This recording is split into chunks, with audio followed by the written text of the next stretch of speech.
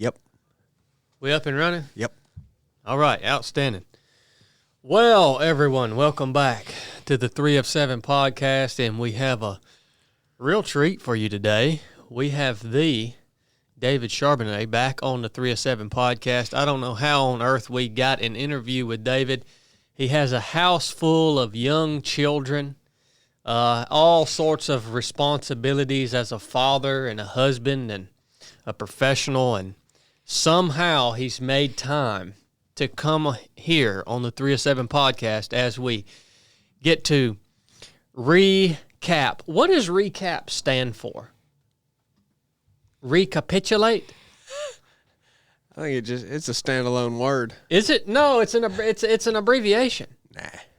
Do you know what it stands for, David?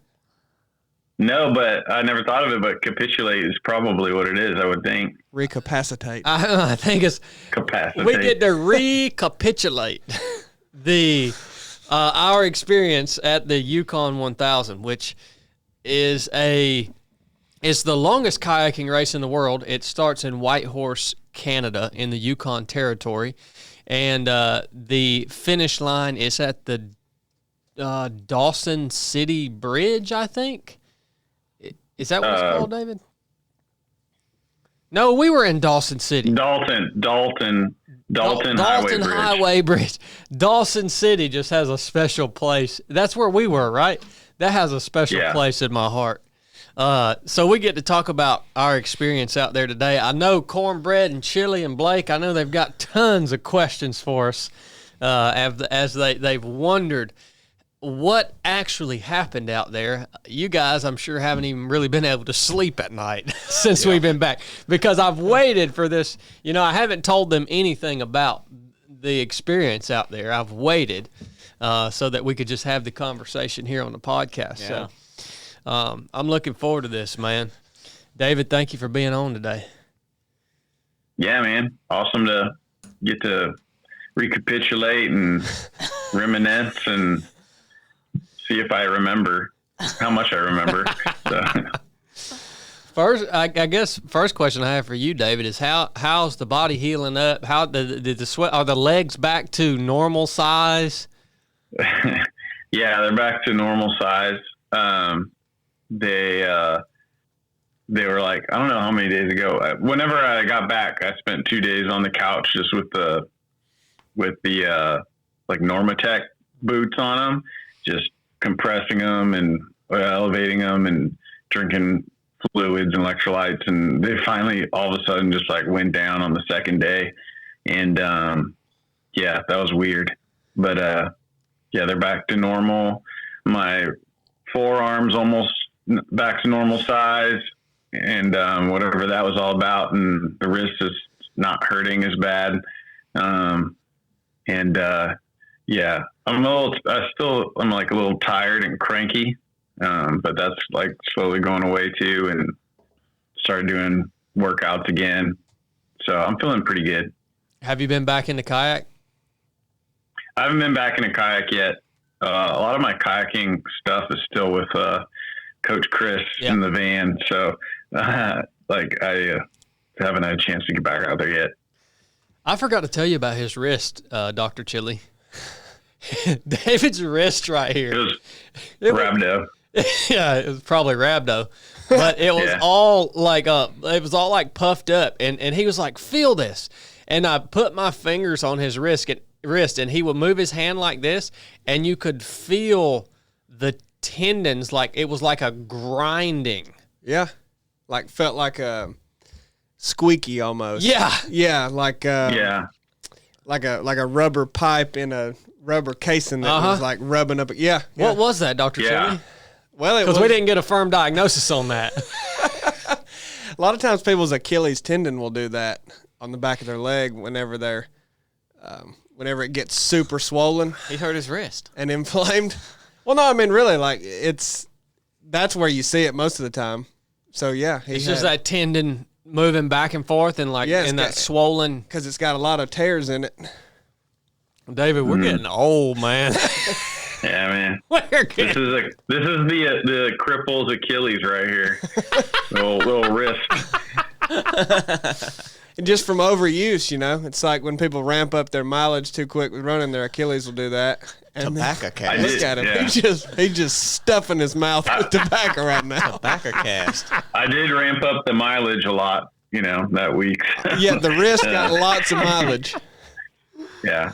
Oh, well, the Yukon 1000, man, what an amazing experience. And I was telling the guys, this is one thing I did tell the guys, David, I don't know how you feel about it, but I've traveled so many different places over the course of my life, and that is the only place I've ever traveled to personally that I'm kind of counting down the days until I could get back. I mean, it was just such a unique experience being in that place, and especially the moments that stand out for me the most were when we would stop paddling and just listen.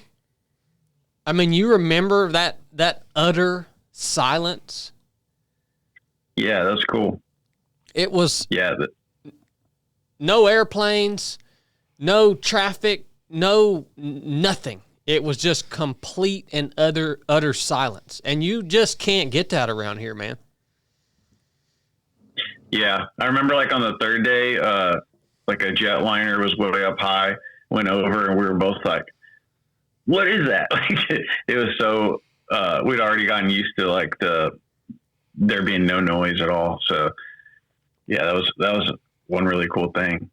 Yeah, for me, it was each day I was blown away by some sight or something. And then, something would be more spectacular, around the bend. And it's just it kept happening, we came up to that 200-foot cut bank, and I was like, holy cow, look at that. That's crazy. And then, a couple of bends later, we're looking at a 500-foot cut bank. It was just it was crazy what that river does to the landscape, and getting to be out there in it was, very special, very cool. Yeah, it does cut such an unbelievable channel through the landscape because it freezes every winter. It freezes 8-foot thick ice, and then when it starts to break up in the spring and early summer, those massive chunks of ice will take out huge terrain features because they're just so heavy and they're moving, and they'll get, if anything tries to stop them, they get backed up, and they'll just push entire terrain features out of the way. Wow. So it's so much different than the rivers that we have around here that, do kind of shape the land as the river flows through the land, but they stay, they don't cause near the damage that Yukon causes as it freezes and then thaws year after year after year. So, yeah, I mean, these cut banks and stuff were just it made you feel like a little ant where it would just carve out, a massive vertical cut, out the side of a 500-foot mountain or something. The erosion was insane along the banks. But we're getting way ahead of ourselves. I guess we should go back to the beginning on why we even decided to do this particular race. And I want to hear from you on that, David. Why did we pick this and eventually put it on our calendar and get out there and go for it? I guess it all started, well, I don't know when you first asked me this, but you wanted to do a ultra run with me, basically pushing me in a stroller. And I was like, you asked me a couple times throughout the years, and I was always like, heck, that sounds terrible. I don't want to do that. And I'm not going to do that. And we were out there. I was out on your property after you and Chili did the 24 hours on the treadmill.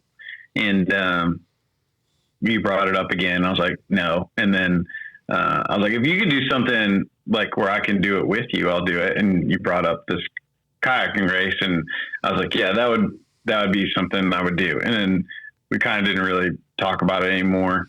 But when I went home, I thought about it, and I pulled up the website, and it said, like, on the top of the website, it said more people will summit Everest than go down this river, and in this section of the river. And I was like hooked. Like that right there, I was like, oh man, that sounds like really cool.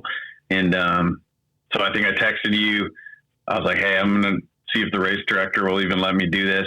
You know, the website says it's like extremely dangerous and yada yada. So you figure like the race director is going to say no to any additional risk, you know, sending like somebody that's, you know, physically impaired with some sort of handicap. So we set up the call. I called John, the race director, and he's, you know, good old boy, you know, military guy. So he was like, oh mate, you know, you'll be fine. I Googled you, you'll be good. And so, that was that. And so like 2 years ago, I started getting ready, cause I didn't want to be, you know, a hindrance to you. I wanted to see if I could actually kayak enough to, you know, be a equal partner in that at least the paddling part. And really I didn't have any idea what I was getting into now, like looking back, but, yeah, that was kind of what enticed me to do it. And I think I texted you, and we're like, yeah, let's put it on the calendar. Yeah. And I had heard about the race from a good friend of mine who you are now friends with, David, who supplied you with quite a bit of gear, and me with some gear. Scott Worthington is the who initially put this Yukon 1000 on our radar. Or on my radar. And congratulations to Scott, by the way. Scott this year completed the entire Yukon River, so over 2,000 miles from source all the way to sea. Wow. Which, you know, David and I have been 435 miles down the Yukon, and so to imagine 2,000 miles is, you know, it gives you some perspective when you've been out there. So congratulations to Scott. But yeah, Scott put it on my radar. Never thought it would, when I first heard about the race from Scott, never thought it would be something that I would be that interested in, just because it's such a big commitment, right? It's a huge commitment. I mean, it takes I told the guys the other day, it takes a literal small fortune to go and do this event. When you calculate training, equipment, when you calculate travel, race entry fee, special equipment that you have to buy specifically for this race, given its unsupported nature, satellite phones, solar panels, all the plans and minutes for that, special dry bags and all sorts of different type of gear that you wouldn't necessarily have handy if you're just a backpacker. So a lot of specialized equipment. So it's a huge commitment in time, in money, and you know, there to me, there just had to be a more special meaning to the race to, you know, I guess make me feel like that commitment was going to be worth it. And that meaning for me came through this idea that David and I were going to do this together. So if it would have just been me with some other random person, I'm not a big kayaker, right? So I probably wouldn't have ever gotten the opportunity to do this. I'm thankful that we did, and that David and I found that meaning and that purpose together to go out and experience this, because now I'm absolutely in love with it. Because now I just want to go back and get back on the river at some point, right? It was that magnificent. But there's so much more that came out of this experience and this commitment that both David and I made together as a team to go and attempt this feat. There's so much more that came out of it than just that experience of being on the river and seeing that part of the country. And one of the biggest things that has come out of this, I think, is our friendship with Chris. And so I want you to talk a little bit about that, David, and talk a little bit about Chris and what he means to you and what he's done for both of us. And I'll chime in as we go, because this is a real lifelong friendship that was born out of our commitment to go and attempt this race. And I think it has really become such a big part of the story that it even almost overshadows, in terms of value, it overshadows the actual experience itself, you know? Yeah. I was actually just reflecting on this point, actually, because, not getting to finish the race, I was trying to like see the blessings that came from it, even though we didn't get to like complete what we wanted at this time, so, like first and foremost, one of the biggest blessings is my relationship with Chris Barlow. When I was trying to find out if I could even kayak, to figure out if this was like physically possible for, my physical situation, I kept asking around, and my uncle, he paddled canoe in the Olympics, and I was like, do you know anyone that paddles kayak around San Diego? And he was like, yeah, this guy Chris Barlow. And I kept hearing Chris Barlow from everybody asked, so I was like, okay. And he asked this guy, and so I contacted him. He's one of the most special people on earth, honestly. He's an Olympian. He moved out to San Diego on his honeymoon from Wales, and they just never left. And he got a job riding Shamu at SeaWorld for a while, and SeaWorld, paid him while he was training to go to the Olympics and stuff. And when he finished being an Olympian, he became a firefighter, did a whole career as a firefighter, and just an incredible person, very selfless person.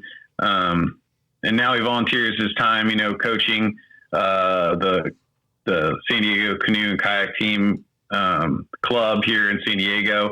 And he just took me under his wing, and immediately, when I just came down, I thought we were going to talk about it. He's like, all right, let's get in the boat, and just immediately gets me kayaking with them. Signs us up for like a tandem ocean race and a tandem kayak that I was like, oh, we're going to do so terrible. But we ended up getting second place because I had an Olympian in the front seat. So got me really excited about kayaking, and it became, kind of a huge part of my life the last 2 years. And I didn't really expect that. But my wife Janet always jokes that Chris and I are like the same person, just a couple decades apart. And we are in a lot of ways. We're very similar in the things that we like, and kind of our stories of, how we met our wives and all that stuff. And so, I traveled with them up to Northern California to go to like the U.S. Trials for sprint kayak for the U.S. Paralympic team or paranational team. And then, went to Hungary with them. So I've been all over the world with them, and then, Canada also with them. So, he's just an awesome person, and, he has an awesome family. I look up to him as a man who's raised, 2 kids to be adults that are great people now too. And he's always been just so excited about this race and about, Chad and our friendship. And, he's just one of the best friends I could ever ask for. And my relationship with him, I feel like is one of the greatest blessings and gifts that I've gotten from this whole journey.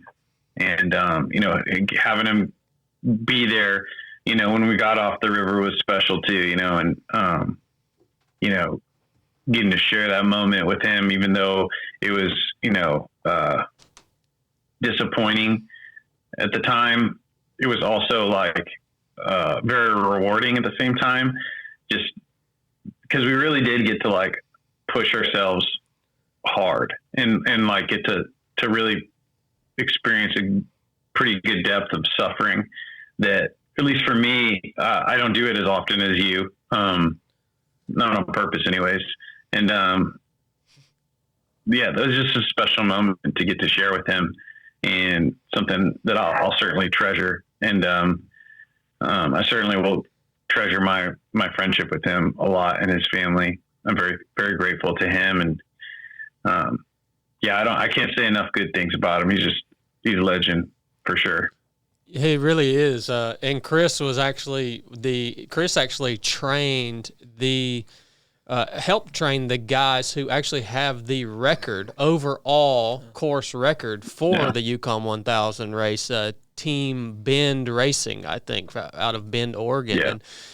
And Chris helped coach them when they were first getting into kayaking. He is a legend. When you see this man in a kayak, Chili, even if you don't like kayaking, you see him in a kayak doing his thing, and it's like, I want to do that. I mean, really, you just see it, and that's all you can think is, I want to be able to do that, because it just is so smooth and so powerful and looks effortless. It's amazing to watch. If you ever get the opportunity, anybody listening, if you ever get the opportunity to watch someone who is the best in the world do their thing, even if it's not your thing, just go and watch them do their thing, because that's a unique opportunity. You don't get to see that many times in a lifetime. And when you do see it, no matter if it's kayaking or guitar playing or running or whatever the sport may be or the skill may be, when you watch the best in the world do their thing, it's pretty awesome to see. And that's the first time I got to see Chris in a kayak was when I came out to San Diego, and it fired me up too. Not only to see him do his thing, but to get to meet him. And I agree with everything that you said, David. The friendship that now I have with Chris is just it again, the value that I've gotten from him, and even the things that I've learned from him, just watching him, not just about kayaking, but just little comments he'll make. The things that I've learned about him from him in the times that we've trained out in San Diego, and in the time that we spent on the Altamaha River together, and the time that we spent in the Yukon together, the value of being friends with Chris overshadows in terms of value, the entire experience on the Yukon River, in my opinion. Yeah. If nothing else came, if we wouldn't even have got to toe the line, the commitment we made to go and do this race, if all that we got out of it was a friendship with Chris, it would have 100% been worth it. And he continued to show up throughout our whole experience and just be so generous towards us, not only through training, but even up in the Yukon during the race, before and after. It was super inspiring, just at his generosity, and just he's a next level human, man. And we can't tell this story without first talking about how integral he was into our training and preparing us to go and do what we did, both mentally and physically from a skills perspective. So thank you, Coach Chris. I know you'll listen to this, and one of the important reasons I wanted to talk about that too is there's so many people out there, when we talk about mentors, when we talk about coaches, when we talk about lifelong friendships, the number one question or the number one response you get from people is, well, how do you find those people? Like, how do you find the Coach Chris's of the world? Well, this we just told you how. Like, how do you find these people who are the people to learn from, to be in relationship with? If your life is absent of a coach or a mentor or someone who is kind of calling you up to a higher place, if your life is absent of that person, how do you find these people? And it is to make these big commitments to do these big things that you are indeed not ready for, and then go out and figure out how you're going to prepare, how you're going to train, how you're going to execute. And along that journey, you're going to meet these types of people, which is exactly what happened to you, David, and is exactly in turn what happened to me.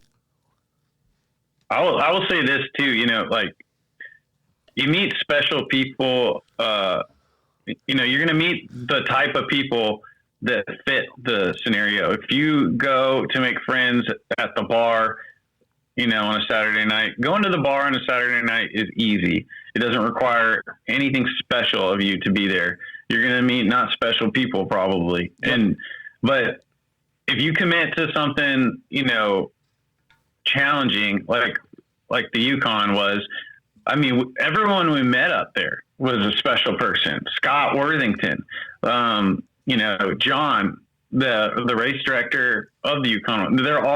We met so many other competitors. They're just quality people because it's like, it requires that of, you know, it attracts that type of person. And, you know, like Chris is just a person committed to like excellence and to he's a perfectionist, and he's been at the pinnacle of like his sport. And, you know, he demands the best of himself and the people that he's around. Like the only thing that really ticks him off is when, you don't give your best. And I think that's why you know, we were able to drag him out of retirement to coach us, is because like, we're not the best paddlers that he coaches by even a long shot, but like he always knew if he told us to do something, we would try to do it the absolute best we could. Even if, you know, we did it terrible, we were going to do it the best we could with him asking us to do it one time, you know. And, it's like you meet these special people, you know, by committing to do, you know, things that require special people. So I don't know.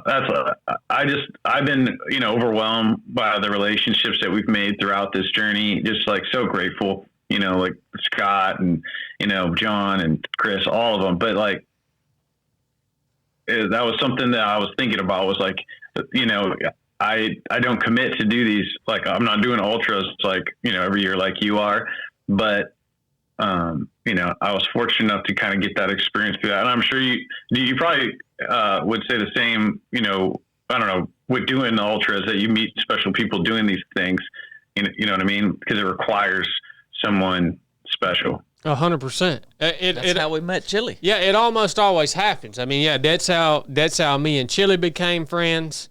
Yeah, so many friends. That's how me and Scott Worthington became friends. Now me and Chris, like, it's how you and I became friends, David. Yeah. Through desiring to become SEALs and going through SEAL training together. It's the same story over and over and over again. Where did you meet the most special people that you are going to spend the most valuable times of your life with? It's when you committed to doing these things that require, like you said, David, special people to actually go and do them. So that's just been the story of my life, and I think your life too, David. So it's a huge point out there, and I think a huge takeaway for anybody that's listening. I want to dig into the race itself a little bit now. Showing up to Whitehorse, how were you feeling in terms of being ready, David? Did you feel confident that you were ready to tackle what was coming, especially after being there, feeling that cold air, that rain, and actually seeing the river, and you know, oh wow, okay, this is the Yukon River. This ain't the Altamaha River. What was going through your mind when we showed up there, man? I just was feeling a lot of doubts for sure. But it's just like, it's something, that voice that I'm used to now, you know. It's just like, you're going to have, or at least I struggle with these like negative thoughts that creep into my head. But, you know, I'm 40 years old now. I'm not used to it. And I've been able to do things, you know, in spite of these doubts. And, you know, I think during one of the first form interviews, I talked about like how I'm a person that's consumed with self-doubt. And it almost is the thing that motivates me, that, and my curiosity to see if those doubts are legitimate or not. It's like, well, let's find out, let's move forward and see.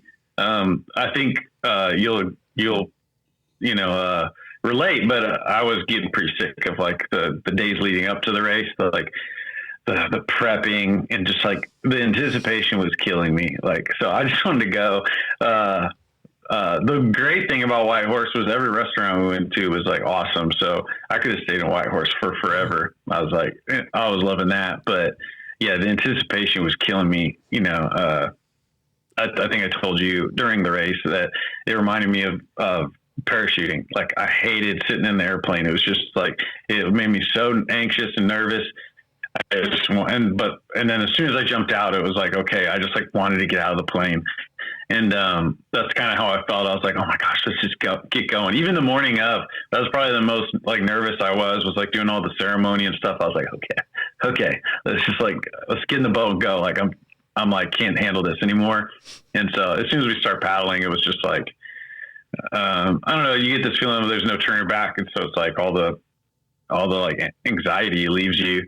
So I was certainly dealing with like all that, I guess, and leading up. I just wanted to start, Yeah, a lot of the teams got out to White Horse like 4 or 5 days early. And I don't know how they did it, because I'm the same as you, David. Like, we got in 2 days early. And I actually learned this from Cocodona. I know when we ran Cocodona, we got out there like 3 or 4 days early. And I remember just being so miserable having to be in this place waiting for this race to start. Like, you can't really do anything. Like, your training's done. You can't go out for a run or a paddle, or like it's just and two, the work that we were doing in those final 2 days was the real laborious work. Like figuring out how to fit everything in the boat, preparing our dehydrated meals, preparing our food, like all the really crappy parts of actually going out and doing this experience safely. The fun part is being out there and paddling and moving and seeing. But there's a lot of not fun parts that go into that in terms of prepping the equipment and prepping the boat and all that stuff. So that's what we spent every last minute of those 2 days doing some really sucky task that neither you or I felt like doing, but we knew it had to be done, right?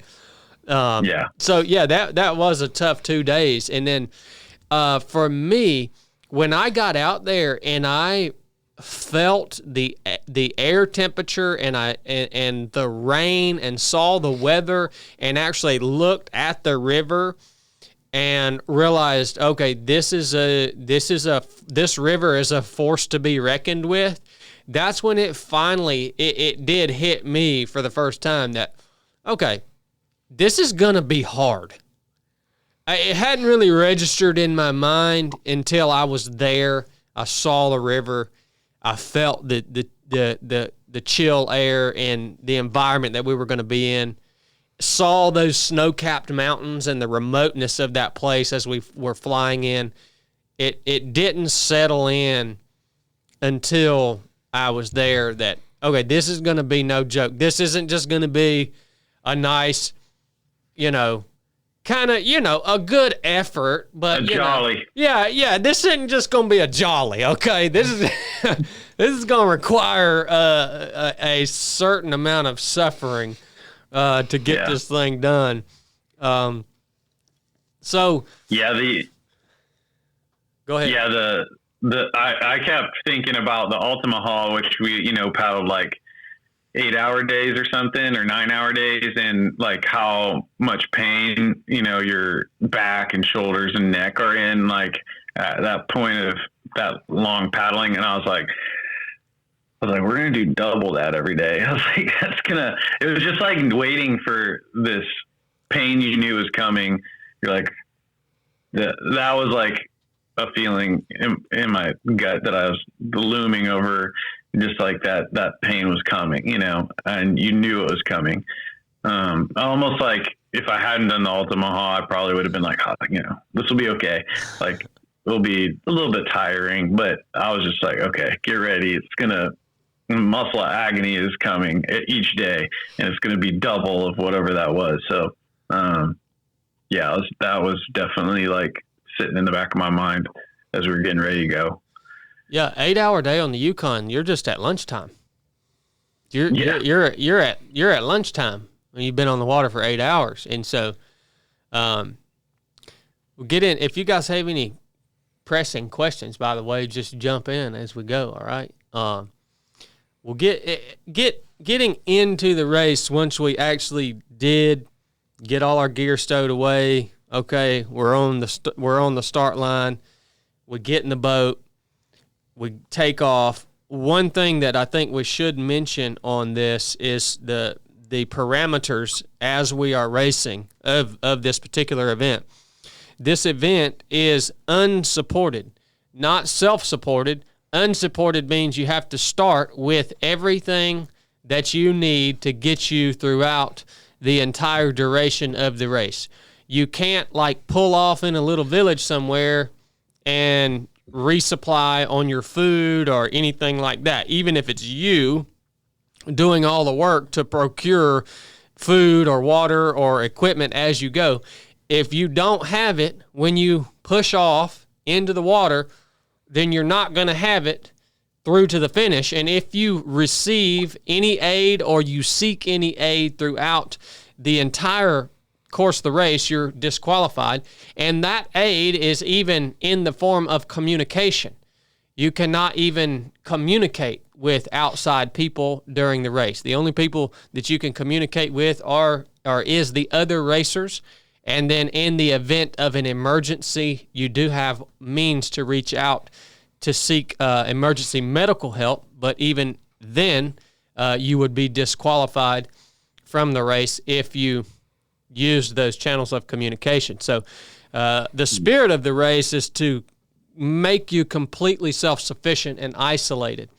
The format of the race is you are allowed to be on the water for 18 hours per day, per 24-hour time period, and you have to be off the water for 6 hours per 24 hours time cycle. So 18 hours a day on the water, and then you had to be off the water from, whatever it was, 11 o'clock in the night, 6 hours until then you could get back. After that, you could get back on the water. So big, long days.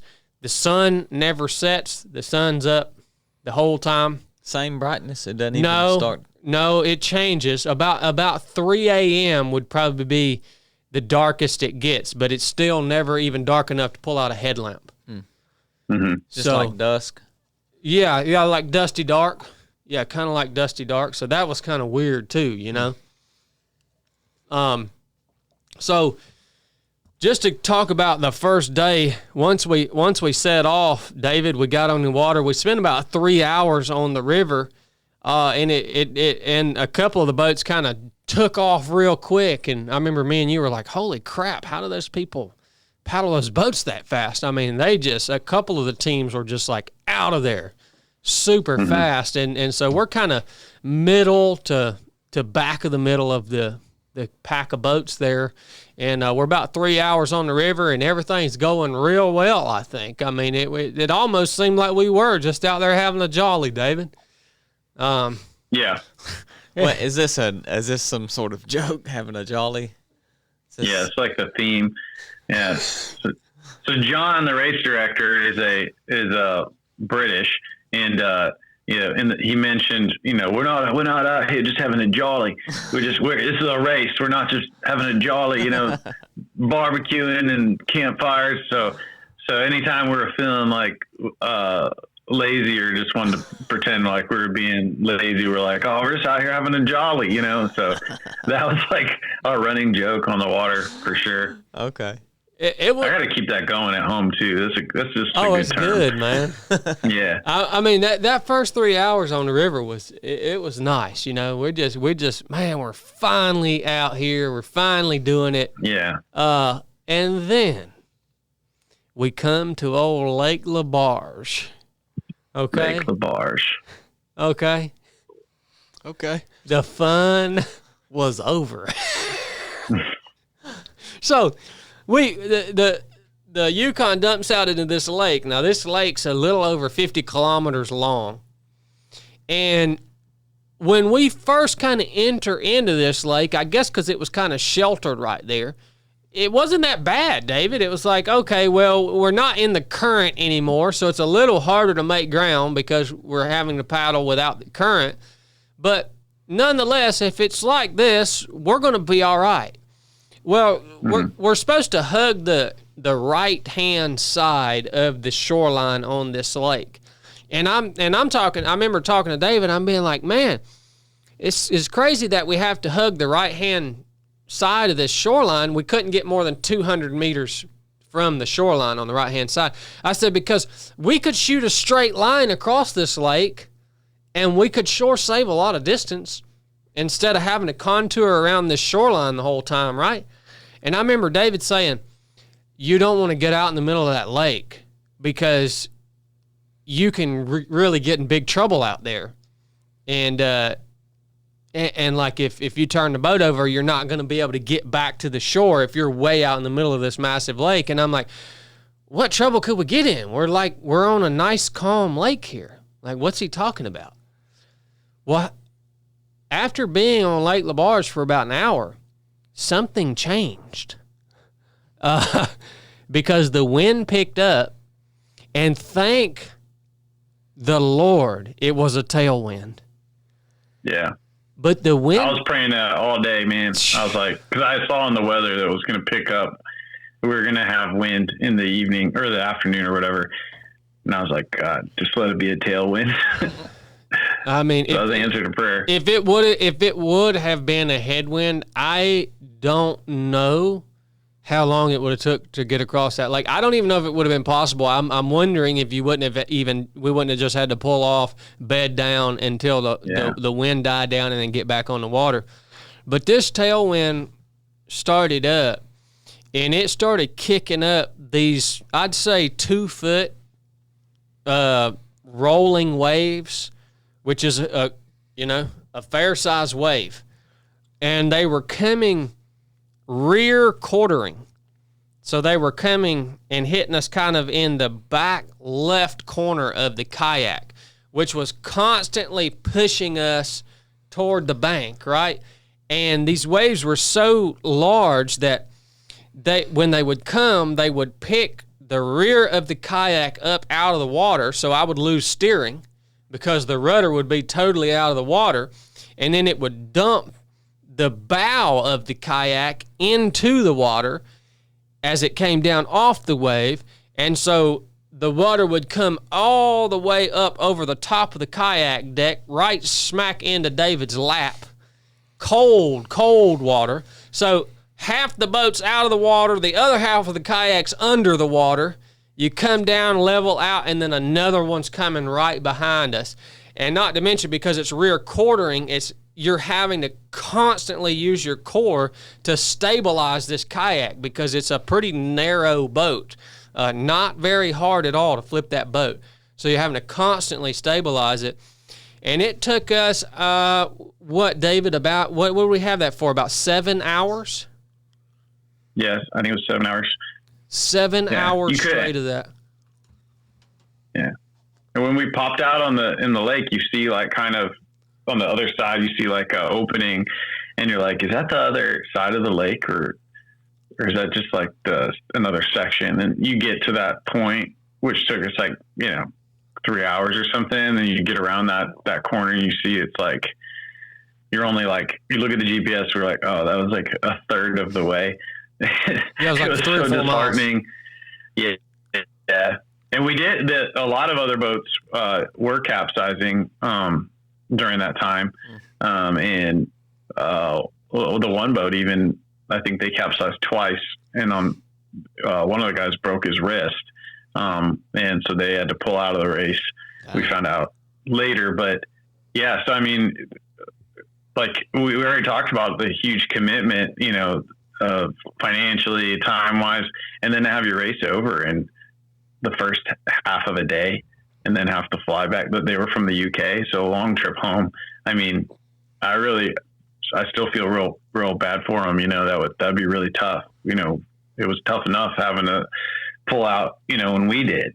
And, I feel like we got a good taste of it at least, but, yeah, that'd be tough. So it was, Chad has really good balance for somebody who doesn't have a ton of kayaking experience. So I never felt like, maybe a couple times I felt like we're close to going in, but, I didn't feel like we're at a huge risk of falling in, which would have taken a huge amount of time, to remedy. So yeah, but that lake was terrible, man. I saw it when I was flying into Whitehorse, and I was like, that thing is so big. And I knew that was going to be like, I already was like, I'm going to hate that.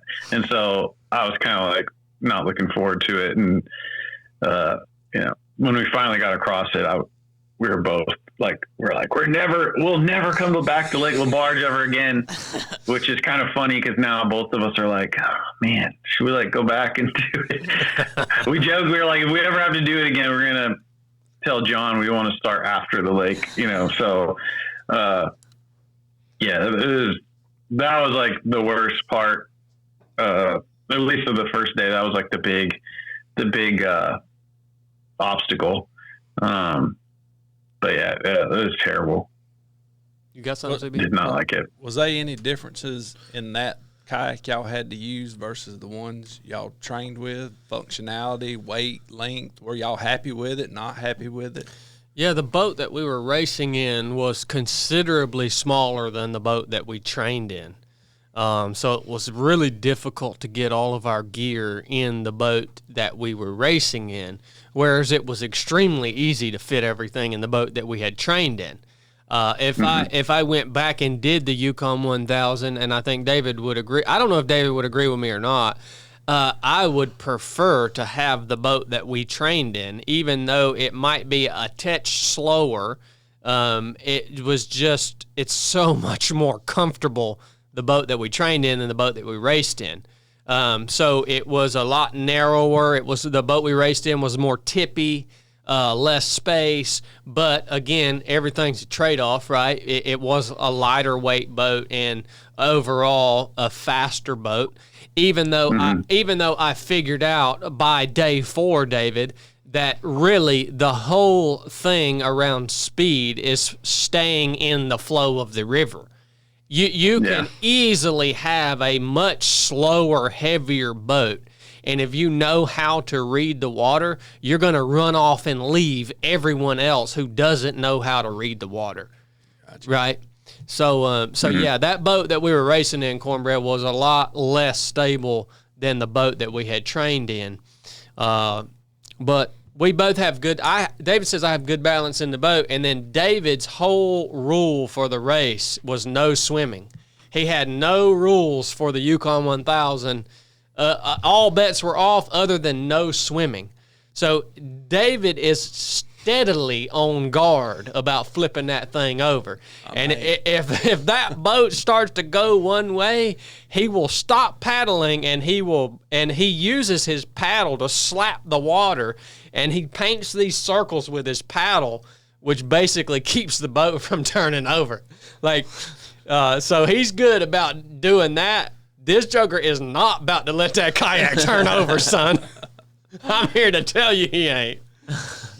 Yeah, like a true SEAL, I had no desire to get wet or cold. So, yeah, I was all about that. I think even when we hit the rapids, I was like, hey, I'm gonna brace. So if I brace, you just keep paddling, but we're not going over. So, which I'm glad we didn't, because after we went through the rapids, we looked at the shoreline, for the next mile or two, and there really wasn't anywhere to get out. So I don't know what we would have done if we had gone in. So it would have been bad.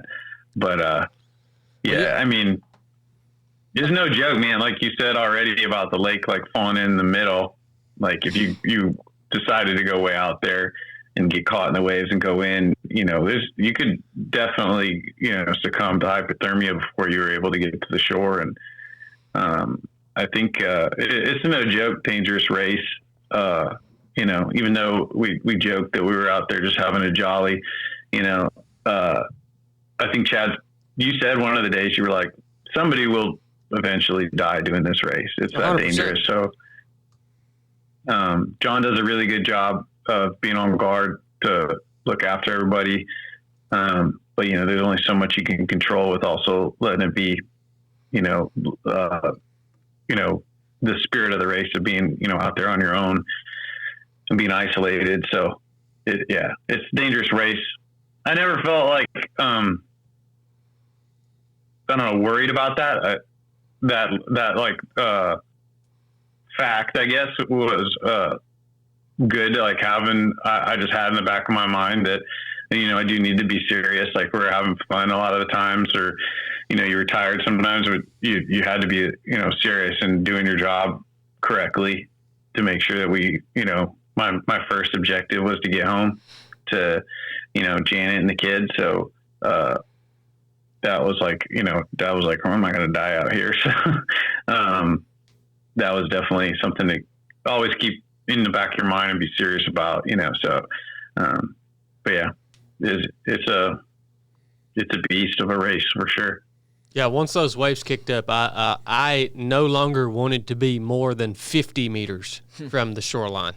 So once those waves kicked up, we hugged that shoreline tight all the way around and finally got out of that dang lake, which was definitely the worst part of the whole experience for me was the lake. I hope if the Lord ever allows me to go back and do that lake or that race again and I have to paddle across that lake, I hope he gives me the experience of it, like probably the one day of year that it's just like glass and we get to actually enjoy paddling across that lake. But you'll get a headwind next time. Gosh almighty. But we come out the end of that lake and I'm, I get the little GoPro out and I'm giving a little update. Oh, yeah, guys, we finally made it out of the lake. Gosh, that was so miserable. And all of a sudden, I hear David scream out, whirlpool, whirlpool. And I look up, and there's a stinking whirlpool the size of this studio right in front of the boat, man. That was wild, dude. Yeah. Cornbread's going to have nightmares like he's in this race. He's over there sweating bullets right now. That was wild. And that should all actually be on that GoPro because I immediately stopped filming and picked my paddle back up. And it was sucking us right in. So all we could do is just paddle as hard as we could to have enough momentum to get through this thing without it taking us and spinning us, you know what I mean? But there were, for anybody that's listening to this that does the race, there's like 2 or 3 of those whirlpools right there once you get out of Lake LaBarge and you actually get back into the river. Yeah, I actually was looking around for it because I watched a YouTube video that some people did kind of a YouTube journal as they did the race. And they said right after Lake LaBarge, they weren't paying attention and then they hit a whirlpool. And so I was kind of like, man, cause we had no experience with whirlpools or those eddies. We were very limited, river experience, but I was like, all this water coming from the lake, into this tiny river now, it's got to be like a lot of turbulence. So you were like doing the YouTube, or you were working the GoPro, and I was just like kind of looking around. I was like, and then all of a sudden I just saw we came around a bend. And it was just like all these eddies and stuff just churning up, and I was like, oh, heads up, So I was glad I was paying attention because you have that temptation when you're done with the lake just to be like, oh, and like lay back, hydrate, and you kind of zone out a little bit, and but for whatever reason I was like I was on guard, so that was pretty cool. And we were like, after that we were like kind of trying to avoid any rough water, but then we started getting like kind of used to it. And after the next day we were like trying to find rough water because we knew it was like going to push us faster, so I feel like our river experience went up tenfold during that time, because we were starting out with zero experience on the river, and you just pick up things, as we're going along each day. Yeah, and that translates to efficiency and speed on the water for sure. We saw that kind of unfold over the course of the 4 days that we were out there. So after we got out of there, got back into the river, we still had quite a bit of time left to paddle. We were cranking, and it started, I think, actually raining later on that night while we were still on the water. Temperatures plummeted pretty low. I'm going to say it was probably in the 40s with a rain, and we're already soaking wet from the waves in the lake. Never dried out from that. And so we got about 90, maybe a little over 90 miles in that first day, which I was happy with because 50K of that was on the lake, right? I was like, okay, that's good. 90 miles, 50K of that was on the lake, so we should be able to get well over 100 the next day. And we pulled up. Actually, my favorite campsite, David, was the campsite that we had on night one. And it was a nice little point on an island that we pulled up to. But the kayak, when you have the skirt on the kayak, which we ran the skirts the whole time, it traps a lot of heat in the cockpit or the hull of the kayak. And so, and you're also staying pretty warm while you're paddling, even though if it's raining and cold, because your upper body's pumping all this blood because you're paddling hard through this river. Man, we pulled up to that campsite to get off the water that night, David, and I cracked that skirt off of the cockpit, and that cold air rushed down into my lower body and my legs that had not really had any blood flowing through them in the last 15 hours, and I stopped paddling, and by the time I had gotten out of the kayak and stood up on my feet, I was literally jackhammering, wasn't I?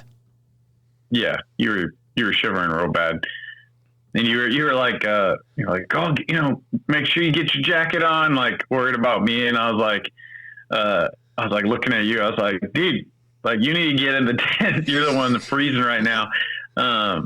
But yeah, that was the coolest point I think during the whole time was that night. Aside from the rain cooling it down with the sun being up all day, was the temperature pretty steady? No, if it wasn't raining. No. The temperature would get cooler at like night as the sun dropped in the horizon. It would fluctuate probably 15 degrees. I mean, sometimes more than that. At some points during the day, it would get so hot you felt like you were baking.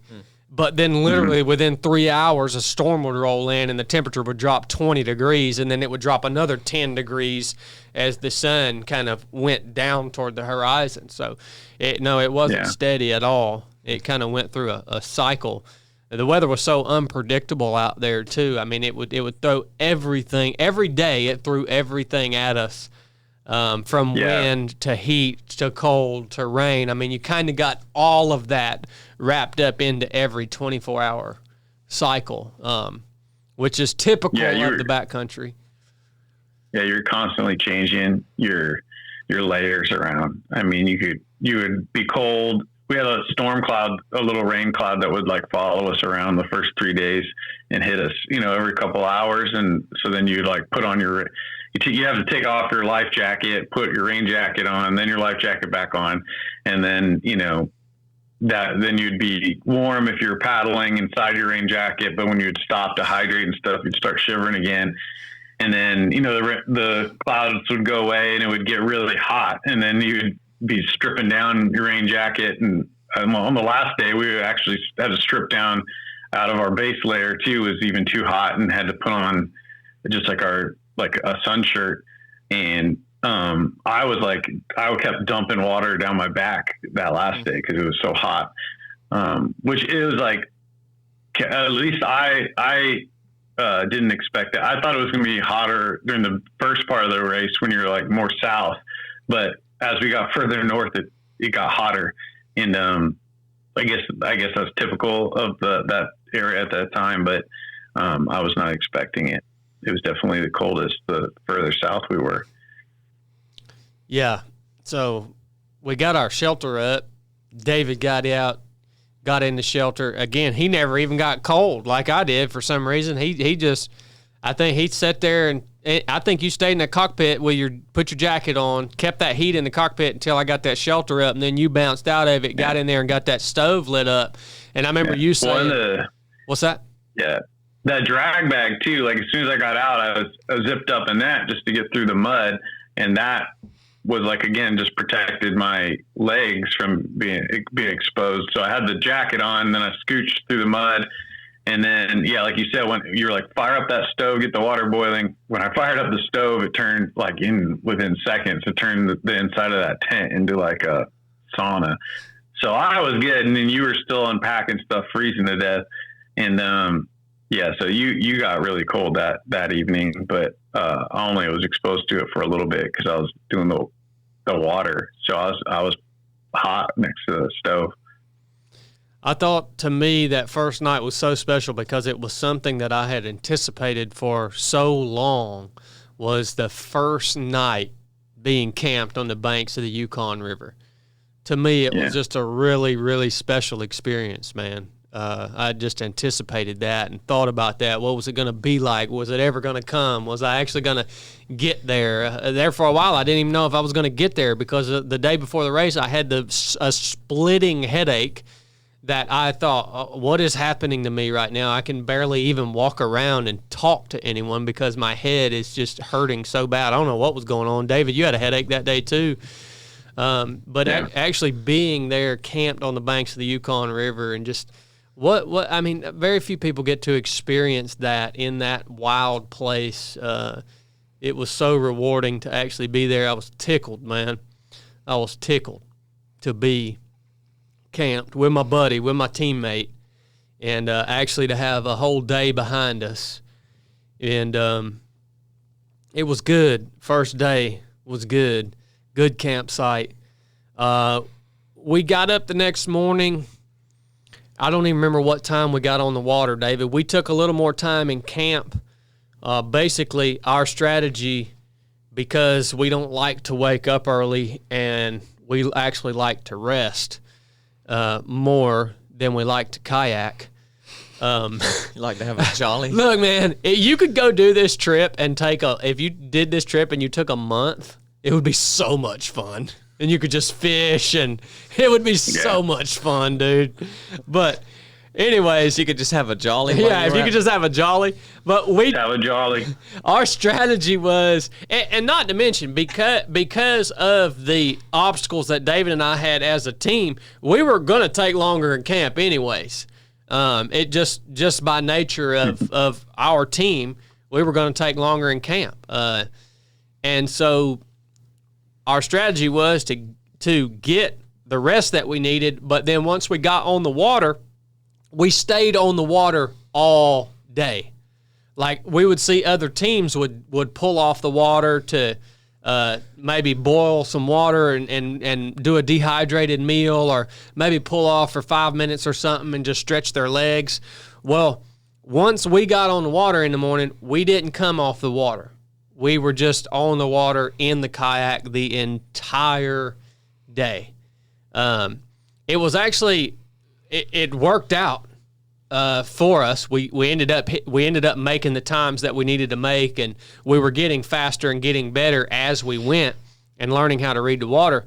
But one of the big advantages that I felt like I had being in a team with David and David being paralyzed is that if I would have had another team, if my teammate would have been able to get up and walk around, I would have been convincing my teammate, hey, let's pull off on this sandbar right here and walk around a little bit because I am sick of sitting in this dang boat. But every time I got to feeling that way, thinking, oh my gosh, the back of this thing is digging into my lower back and my legs and feet are cramping up and my hips hurt so bad it's almost intolerable. I would think, if I pull off over here in this sandbar and get up and stretch and walk around a little bit to relieve myself of this misery, David's just going to sit in the kayak and wait for me to get done. So I was like, I'm just going to stay on the water then. So that was actually mentally for me, David, that's what kept me in the boat on the water all day, because I would have been trying to talk somebody else into stopping and taking a little walkabout, man. Because it I'm was glad I can hard. help. It was hard to sit in that boat all day, dude. It was hard for me, and I'm used to sitting, so I can only imagine for you. Good night. Yeah. Day 2. What went down on day 2 that you remember? Well, day 2, like the big thing is the rapids, and we knew we were going to hit that in the later part of the day. So, I mean, we had a long time. I felt like a pretty enjoyable day, you know, just learning to like try to find the current. A lot of like just bending back and forth in that section of the river, I feel like. You hit Carmax is like kind of like that section that you hit before the rapids. So, I mean, just, it was like a lot of just learning the river, the beginning of the day. I don't feel like anything was super, like any big moments. We were catching up. We would see other boats and we would try to like catch up to them since we had, stayed in the tent a little longer for the rain to pass. So, that was nice, like catching up to the other teams. I feel like the whole time we were trying, I don't know, I felt like you always, kept our mindset on like, we're doing our race. Like we're not gonna worry about, the other boats. But in my mind, it was like nice when you'd see another boat and pass them or whatever. But, like try not to like, you'd see one in front of you and you'd want to like put out to like catch up to them, pass them. But you had to just like kind of stay on your program and then just let the process, close on them. So we closed on a lot of teams in the beginning of that day. And then, we got the Carmax, and so I'm navigating, and on the map, you don't see like where the rapids are, but I knew the section where it was on the map. But as we're going around, for whatever reason, I'm like not remembering, I guess, exactly where it is. So I'm like, we go around a bend. Also, they say you need to stick to the right of the river to shoot through this rapids. Like if you go to the left, you're going to go in. And so they brief you. You go through the right section. And so we're sticking to the right. And I'm like, it's around this bend. All right, okay, let's get ready. We go around the bend and it's not there. And I'm like, okay, the next bend, go around, it's not there. About like the third time I did that, I'm like, okay, I don't know where it is.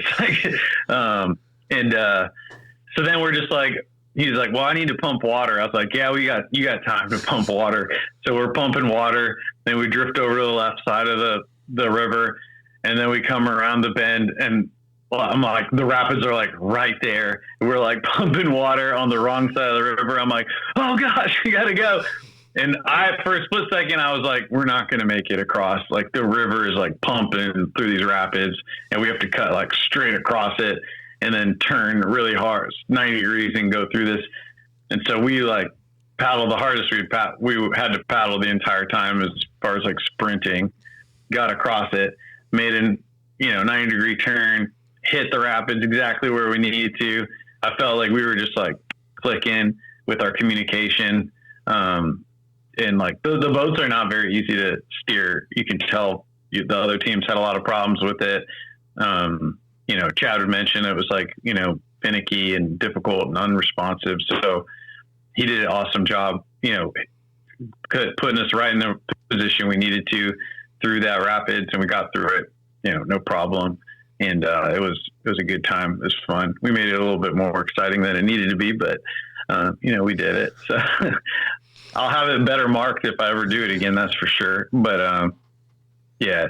So that was like, I think that was like the big part of the second day was making it through the rapids. That's like a big kind of mental hurdle to put behind you. And then after that, there's actually a lot of like rough water for a couple of miles after that. It's not just that rapids, but then I guess after we got out, they told us we'd hit the second rapids on the left side of the river, and everyone was like, "Oh man!" Like people that were watching online were contacting us. They're like, "How did they make it across that?" I guess that's like not a very safe place to go, but we had no idea. What section to hit at that point, because we weren't briefed on those rapids. So we just went through it. And, and then we found, I think it was, an hour or two after that, we found a campsite on a little island.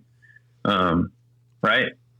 Yeah. I think that was about all of the second day. Yeah, but that was our biggest mistake of the second day, was anticipating Five Fingers Rapids, because that started to get to my head, man. That was our biggest mistake, because, you know, you always think you're closer. On that river, it seemed like you always thought you were closer to the objective, whatever that objective was for the day, than you actually were. Like, it was always going to take you longer to get through that objective than you actually were. And so we started anticipating that big obstacle way too early. Like you said, David, we kept thinking, okay, it's just around this bend, it's just around this bend. And that really started to get to my head, man. And I think that was the word that I used to sum up that second day, was just anticipation. And it was like, what I should have been thinking was, we have to be paddling. So I'm just going to keep paddling, and I'm not going to be thinking about the rapids that are coming until we round the bend and we see them. Like, we know what to do when we see them, but let's stay focused on paddling right now through this section that we're in. And so that became really difficult for me that day, because I just wanted to get there, and I wanted to get those behind us, because that is a real high-risk area through there. And kind of once you have that behind you, you've got some smooth water that you can actually enjoy. The second set of rapids that comes after the first big set, that's called Five Fingers Rapids. The second set of rapids was apparently fairly new, that had happened during the ice melt or something this year or last year. But, I actually thought they were worse than the first set.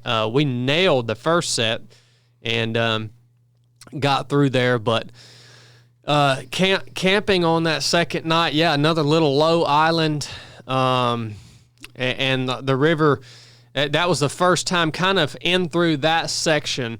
That was the first time we actually saw the river start to get what's called braided, where there's multiple different little channels and creeks, and it doesn't really look like one single river anymore. It just looks like a bunch of waterways. So before we got heavy into that, we pulled up, camped, and no drama in that camp that night. The weather was much better. I actually think the sun, you could actually see the sun breaking through the clouds a little bit. I remember going to bed that evening, and that was nice. But morning came, and I had set an alarm, and I think the alarm went off, but the alarm didn't wake David and I up. And so I think it just continued to go off until it just expired. and then I think that I just happened to wake up and look at my clock, and it was 5 a.m. So we got a lot of extra rest on that second night. Yeah. Not necessarily on purpose, but neither one of us were very upset about that, were we, David?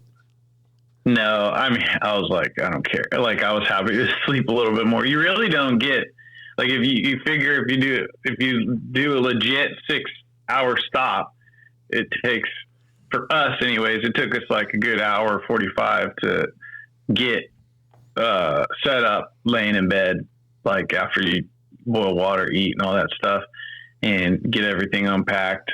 And then, say you do the little GoPro video, then you get like 2 hours of sleep, and then wake up and break down do hour 45 again. So it's like you really just get like 2 hours of sleep. But so I wasn't bummed about getting extra sleep. I figured, I was like, we'll be more rested, we'll make it up. My family though said they were like everyone said like afterwards they're watching like the dot, on the tracker, and we're like not the only team not moving that morning. And they're like, and my wife knows, like, I do not wake up for an alarm. Like, I am the hardest sleeper. If I fall asleep, I'm not waking up unless somebody's like shaking me. So I was never going to hear that alarm. So Janet was like, knew this was a big risk. When she saw the dot not moving, she's like, he slept through the alarm. I knew it. Like, she knew exactly what we had done. So we definitely had 2 alarms set from then forward. Qualities that when paired aren't necessarily complementary. They are more enhancing the quality. That is not a good thing sometimes. Oh, if I wouldn't have happened to woke up at 5 o'clock and looked at my watch, like if we would have slept till 8 that morning or happened to do that, we wouldn't have made the cutoff. We would have been screwed. That would have screwed our whole race ever. Yeah. That cutoff is tight.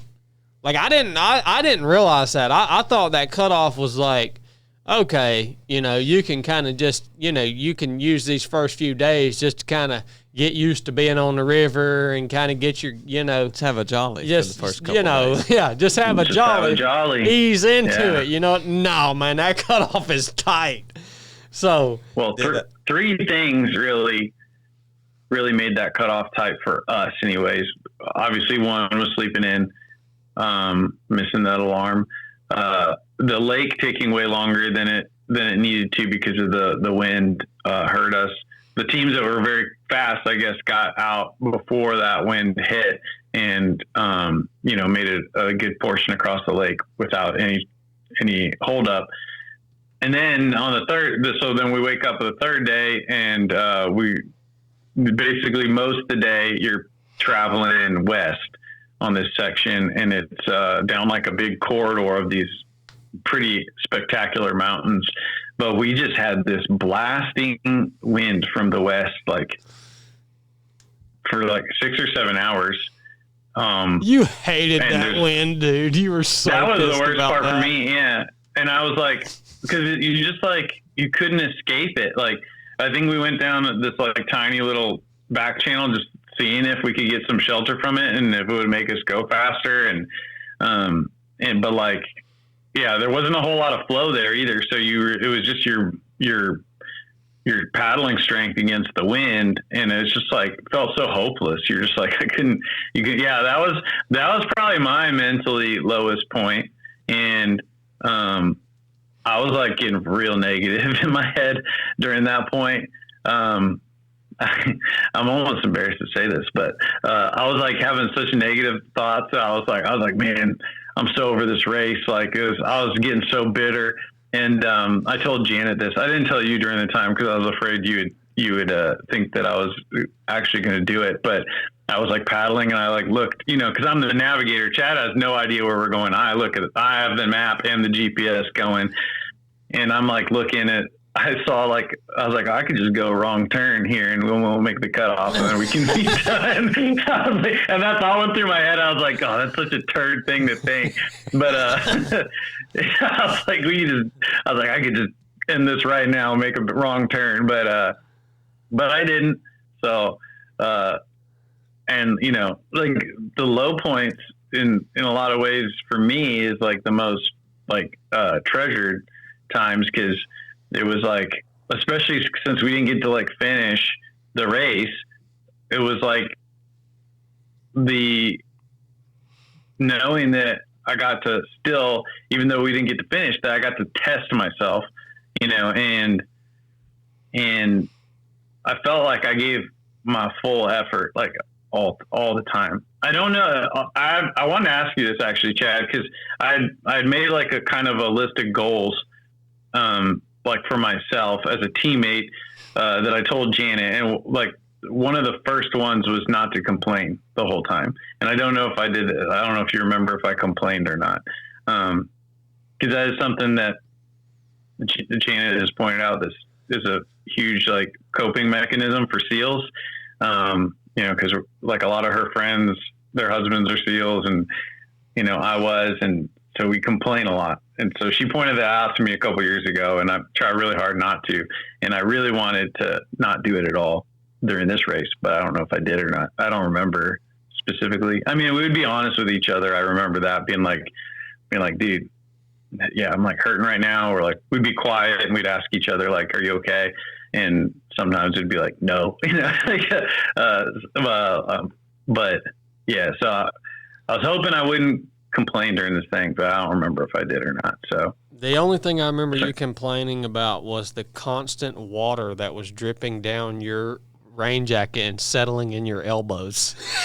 Oh yeah, I didn't appreciate that. Other than that, no, man. Other than that, you were solid the whole time. Don't nobody like a wet elbow. Dude, You know it? dude, every time he would pick his paddle up, the water would run down his paddle, down his wrist, into his rain jacket sleeve, and about every 15 minutes he would let go of his paddle and turn his sleeve like that and dump about a liter of water out of his rain jacket sleeve. Yeah. Yeah, I was like, in my head too, I was like, that cannot be helping. Like, cause you're so tired from holding your like hands up. And I'm just adding pounds and to that side, to that shoulder.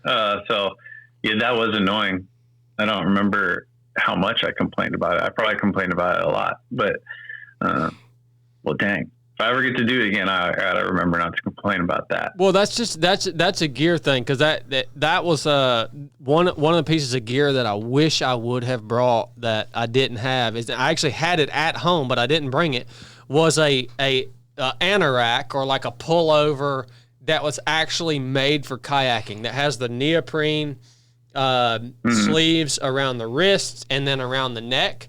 I so wish I would have brought that, but Weather wool. David and I just brought regular old rain jackets, like that we use in backpacking. Oh, man, you gotta have wool. Yeah, he had wool. Mm-hmm.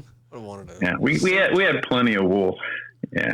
Well, don't you think that would have been hard though? Because like even though like it was annoying that dripping down my sleeve or whatever, we had to take on and off that jacket, or like even you would be like, sometimes I'd have it unzipped, sometimes I'd have it all the way zipped, hood up, hood down. Just like you'd have to like adjust to the temperature so much that I think a pullover might have been annoying or difficult to like. Definitely. Yeah, I mean, just like we always say, everything's a trade-off, but when you did need to be waterproofed and it was cold, that anorak with the neoprene sleeve, and the neck thing, that would have been the way to go. I mean, I could see that if you went out there and did that race and it was a real bad weather year, like really, really nasty, I could see that being almost a life-saving piece of gear.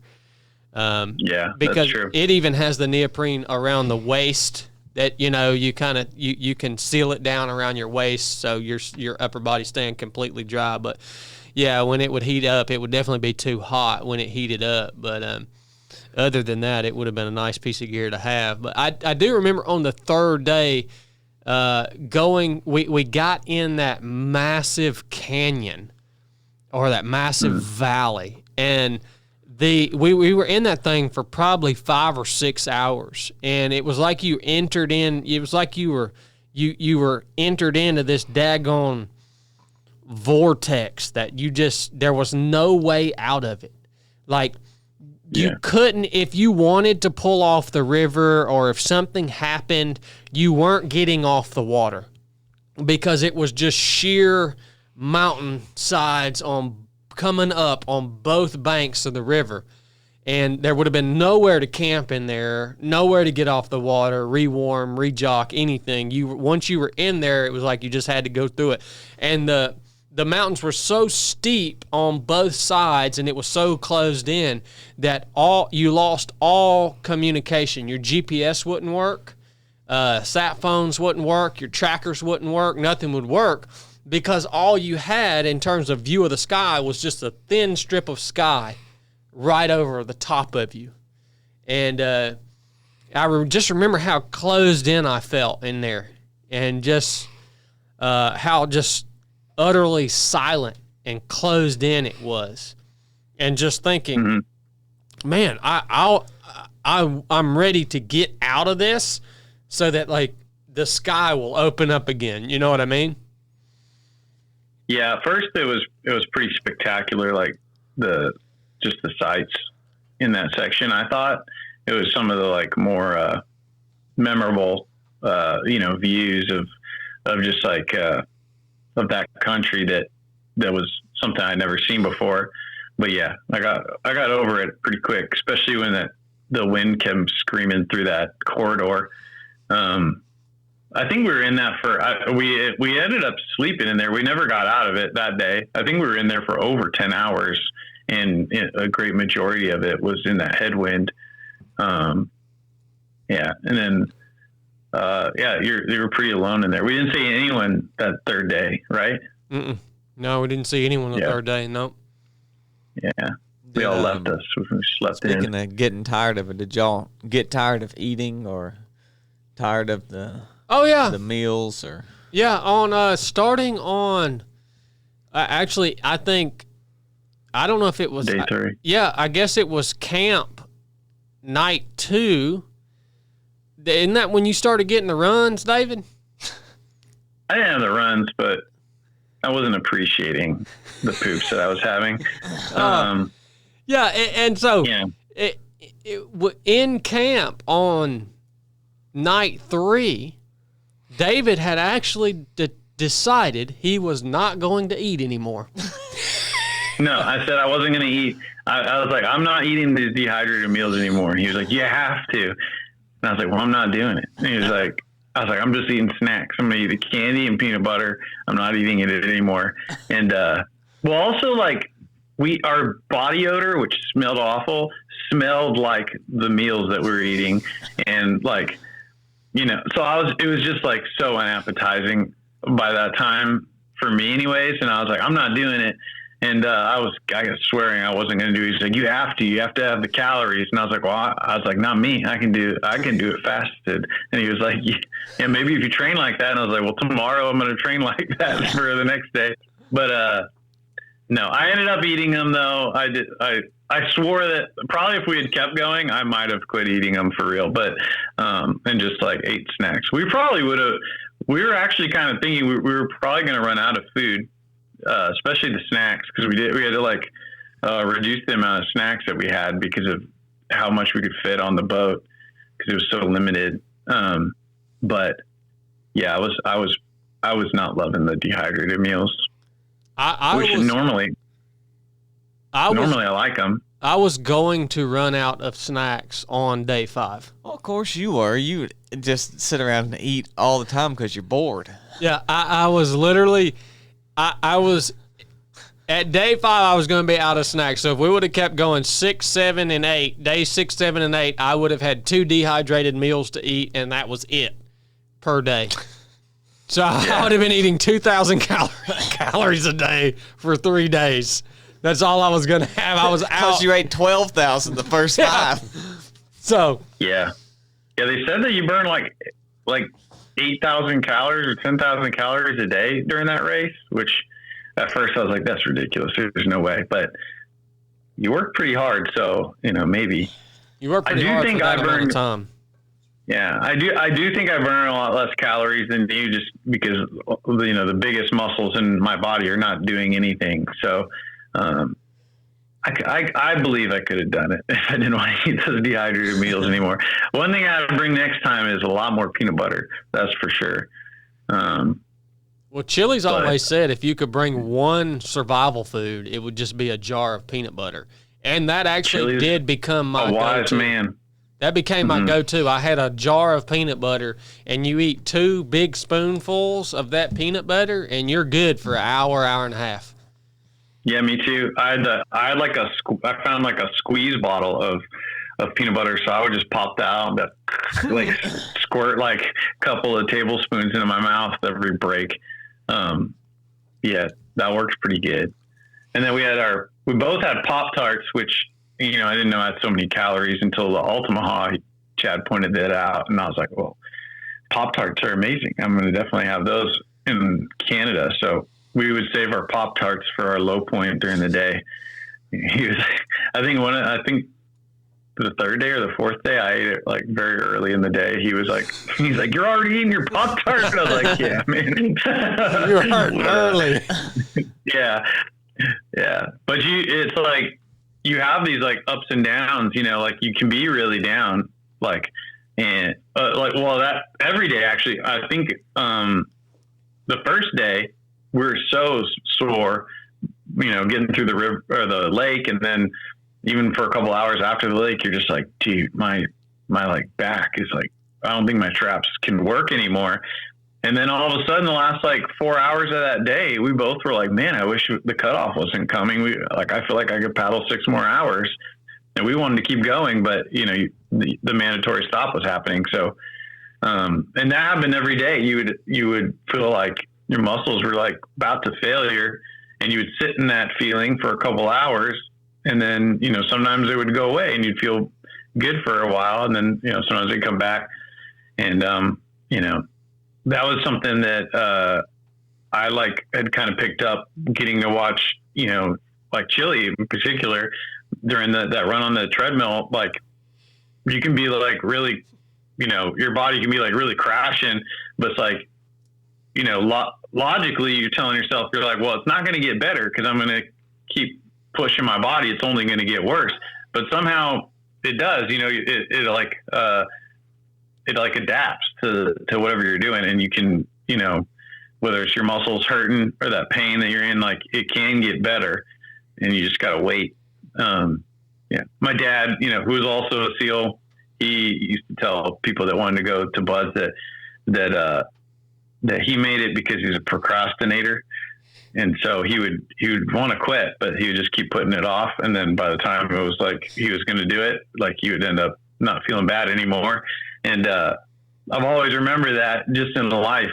You know, a lot of people always want to talk to me if they're like depressed about something, because they're like, you know, hey, David, like, your life probably sucks. Like, how do you deal with it? And so I always talk to people that are feeling depressed, and I always tell them, like, just wait. Like, you're not always going to feel this way. You know, like sometimes we don't know why we're feeling depressed. You know, it's like we don't have a reason. And sometimes that's the most frustrated thing, is like you're feeling down and spiraling mentally, and you're like, I don't have a reason to be spiraling. Everything's okay. What's wrong? And if you think it's not going to get better because the situation's not changing, but if you just wait, like, things will change. It always will change. So, like, that's an important lesson I hope people take away from, you know, when we talk about this stuff. Like, you know, I experienced, like, probably about as much pain as I could bear, you know, pretty much every one of those days. And, you know, like, just sitting in it and enduring it, and, you know, embracing it, knowing that it won't last forever, and, you know, just waiting, knowing you can get through it, you know, believing you can get through it, trying to get through it. You know, it's an important thing to practice, because sometimes you're not going to get, like, this was voluntarily. We put ourselves through it, but life is going to throw things like that at you. It's guaranteed. Life's going to throw things at you that you're going to have to push through, you know, that aren't voluntary, that you don't get to just, like, you know, stop. So it's important to practice, like, never succumbing to that, and, like, and sticking it out, and believing that you can get through it, and that things will change and get better. You know, it's an important lesson. And, you know, I was thinking about Chili, like, you know, saying that during that 24 hour run on those treadmills, that, like, you know, things can get better, even if logic tells you it's not going to, because you're going to keep pushing, you know. So that's an important lesson I hope people take away from this stuff. We did see that every day too. I think the hardest times of the day, every single day without fail, was from like 1 p.m. to 7 p.m. or like 1 p.m. to 6 p.m. It was something about that midday. I mean, there were times during that midday period that I felt like all I was doing was dipping my paddle in the water, because, like, I just couldn't make any power, because everything was just so lit up. My neck was killing me, my lower back, my hips, traps, just your whole body's just becoming decrepit from sitting in this little thing for this long.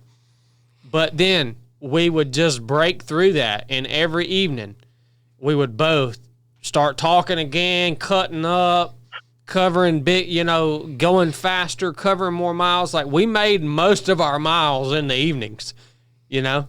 Probably. Yeah. The speed probably definitely picked up. I do remember, at too. At that point, we're having a jolly, you know? Oh, yeah.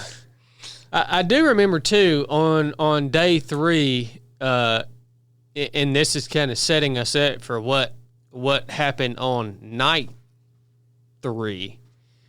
On day 3, we did talk about the pressure sores, which was your main health concern with the injury that you have.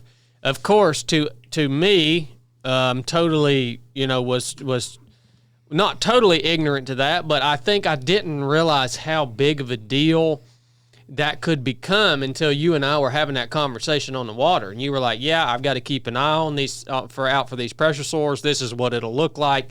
I'm checking myself every evening.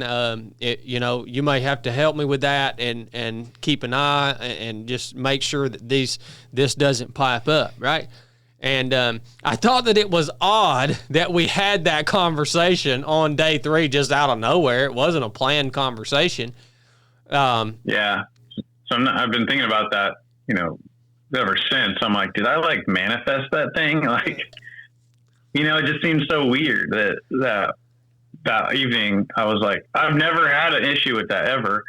And so in my mind, I was like, I'm immune to that sort of problem that other spinal cord injured people have. But I knew that I was pushing the limit of what, someone in a wheelchair has done as far as, putting their skin through it. And so I was going to check because that was, I knew that was the one thing that that I couldn't just let go, I had my wrist hurt and I thought it could be causing a real injury, but I was like, yeah, we'll deal with that. We'll go to the doctor after we're done, whatever.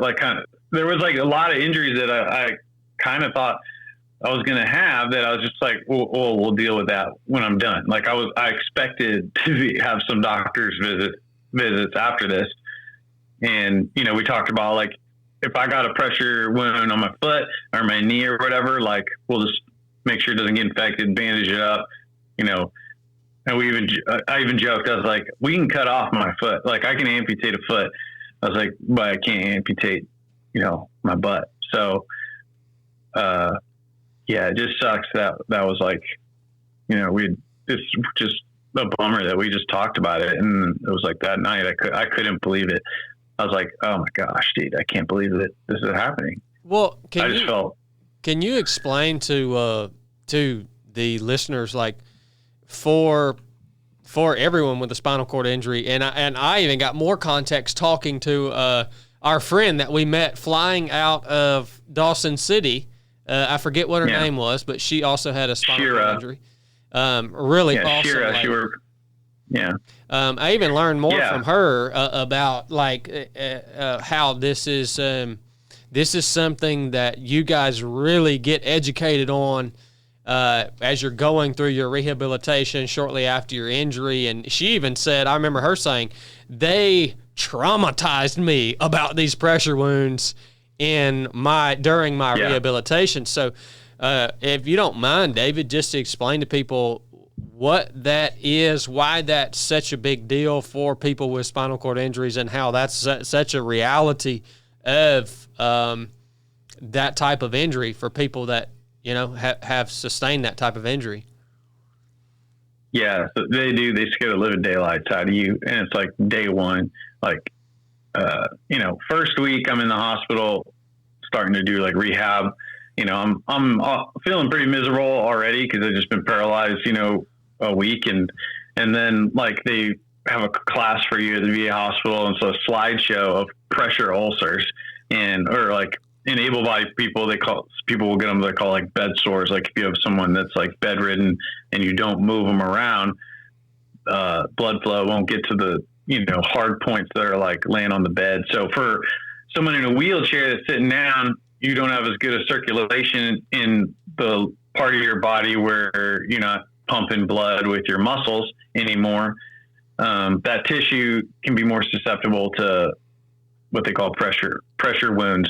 And, starts out, there's levels to it. It starts out, it's almost just kind of like a deep bruise. The tissue underneath the skin is being, neglected of nutrients of blood. And then it causes a wound. It can get worse to the point where the surface of the skin starts being affected and starts dying. And, it can be so bad where it's just a gaping hole of dead tissue. And that's the stuff they show you.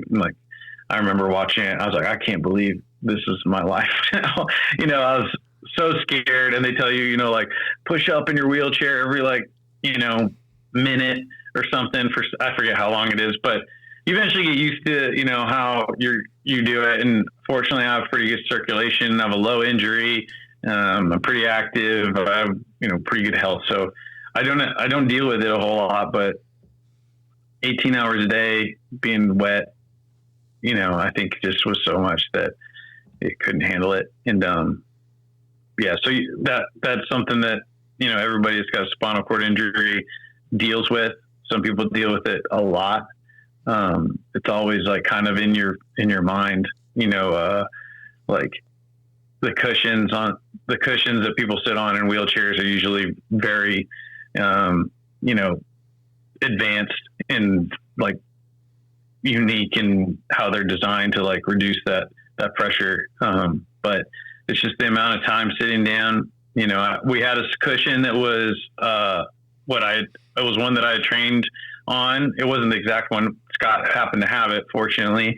And, but so I was feeling like I was going to be okay. So when I checked my butt on day 3 that evening, I saw like a dark spot, like right under my right sit bone. And I could actually feel too, like the surface of the skin, once it dried it out, it was like the surface skin was actually dying as well. And eventually, like, fast forward to like this week, that skin is like peeling off, like almost like a healing, sunburn. And there's still like deep bruising there, but it just takes a really long time to heal because you just don't have as good circulation down there anymore. And if it gets to be like where it's an open ulcer, the treatment is you lay on your stomach in a hospital for weeks at a time, depending how bad it is. And so as a dad and husband, I got a job. I got to be up in my wheelchair helping with the kids and stuff. And so that was something that was like one of the only things we talked about. I mean, my wife is super brave and, she never hesitated. I was almost a little offended. She wasn't a little more worried about me doing this race. I was like, "Hey, this is really dangerous. Are you cool with me doing it?" And she's like, "Yeah, it's cool. It's good." I was like, "I can get eaten by a bear. You're not even a little worried." And I was a little offended. She wasn't more worried about me, but that was the one thing she talked about. She was like, "Hey, just like you need to keep an eye on your butt. Like, I don't know. I don't know if I can handle you being like in a hospital for a couple of months and me just like having to hold down for that long."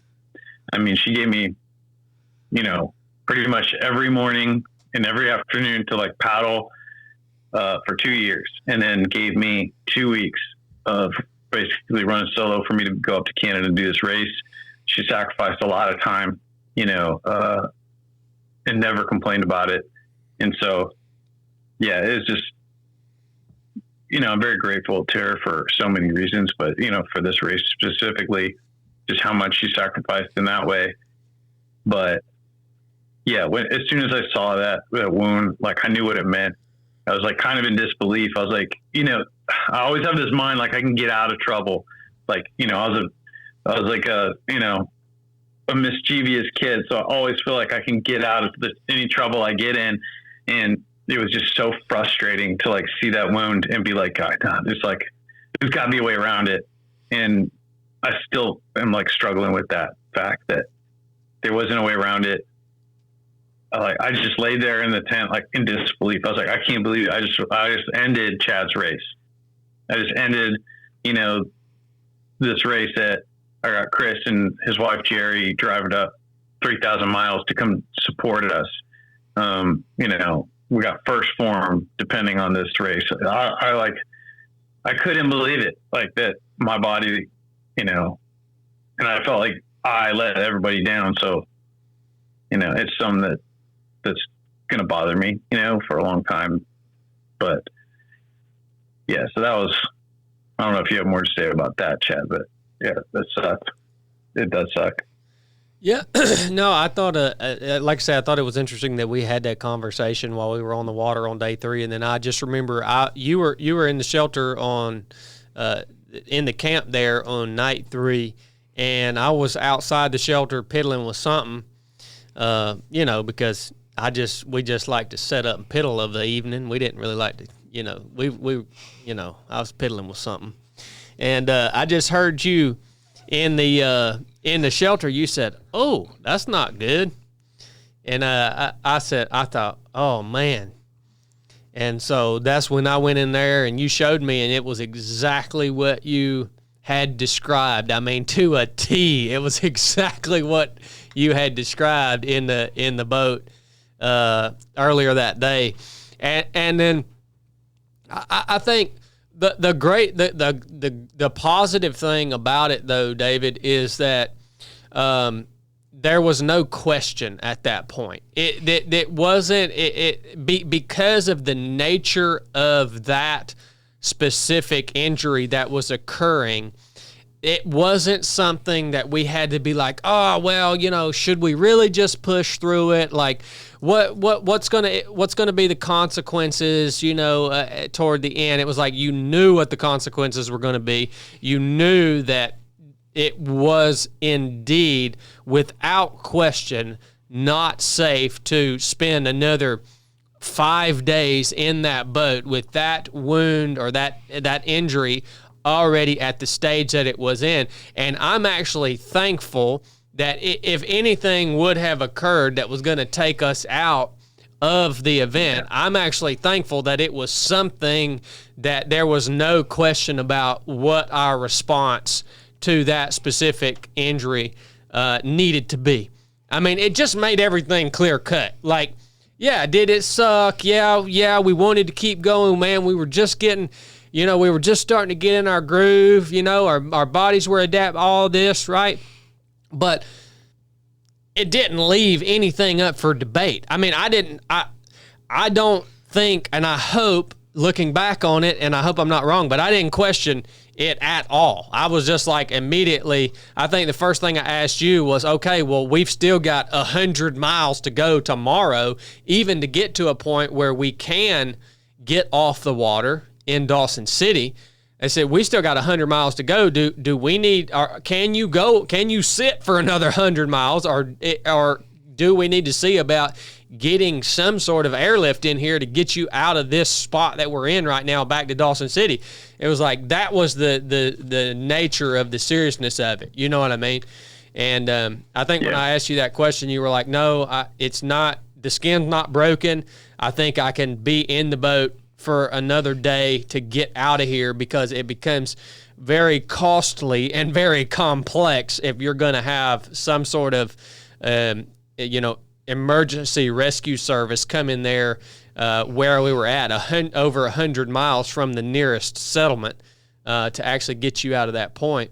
So to me, my pure pride was like, I was like not willing to get airlifted out. Yeah, I was just like, no. I was like, I'm paddling out of here. Like, I did think that I could. I was like, I think I can make it without causing too much damage. But yeah, I guess that is a blessing that there wasn't like really a decision to be made on our part, because that would have probably been a lot harder. It would have been, for sure, yeah. and it would have become something that would have. In either way, it would have become something that maybe you would have questioned for, the future, and did we make the right decision to either keep going or to pull out or all this and that. But with this, it just made it super easy, man. So that to me was an absolute blessing.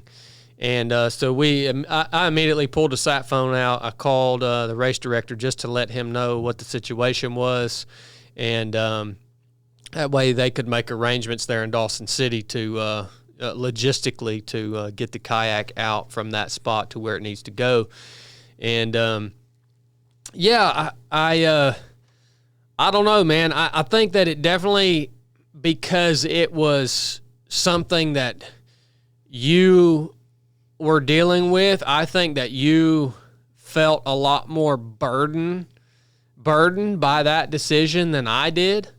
I just, for me, I was never upset about it. I was just like, okay, yeah, like that. I'm not saying that it doesn't suck, but I wasn't I didn't have any sense of like, well, you know, we're letting everyone down. It's like, no, this is something that's totally out of our control. This is what our team, this is how far our team is going to be able to go.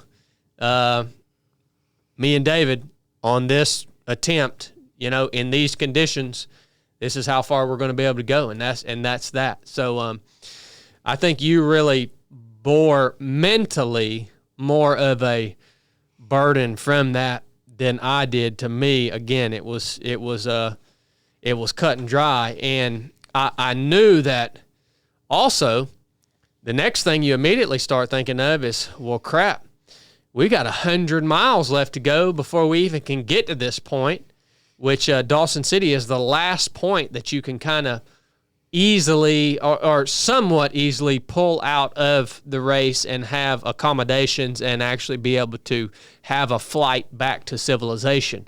If you push it past Dawson City, there's nowhere. There are a couple small settlements, but it's really, really hard to get out of them, and there'll be no accommodations in these little settlements as you go past Dawson City. So that last day, man, we got up and we made I think we made a pact with each other that we were going to hit that dang cutoff on that last day, man. And I'm so proud that we did that because we at that point knew that our race was going to come to a close at the end of that final push. And we had been out there for, at that point, over 3 days. We were feeling it, had a long ways to go, and we had to push hard to hit that cutoff, man. And I'm so glad that we really made the most out of that last day. We utilized that last day to continue to learn. I mean, I learned so much about reading the water on that last day.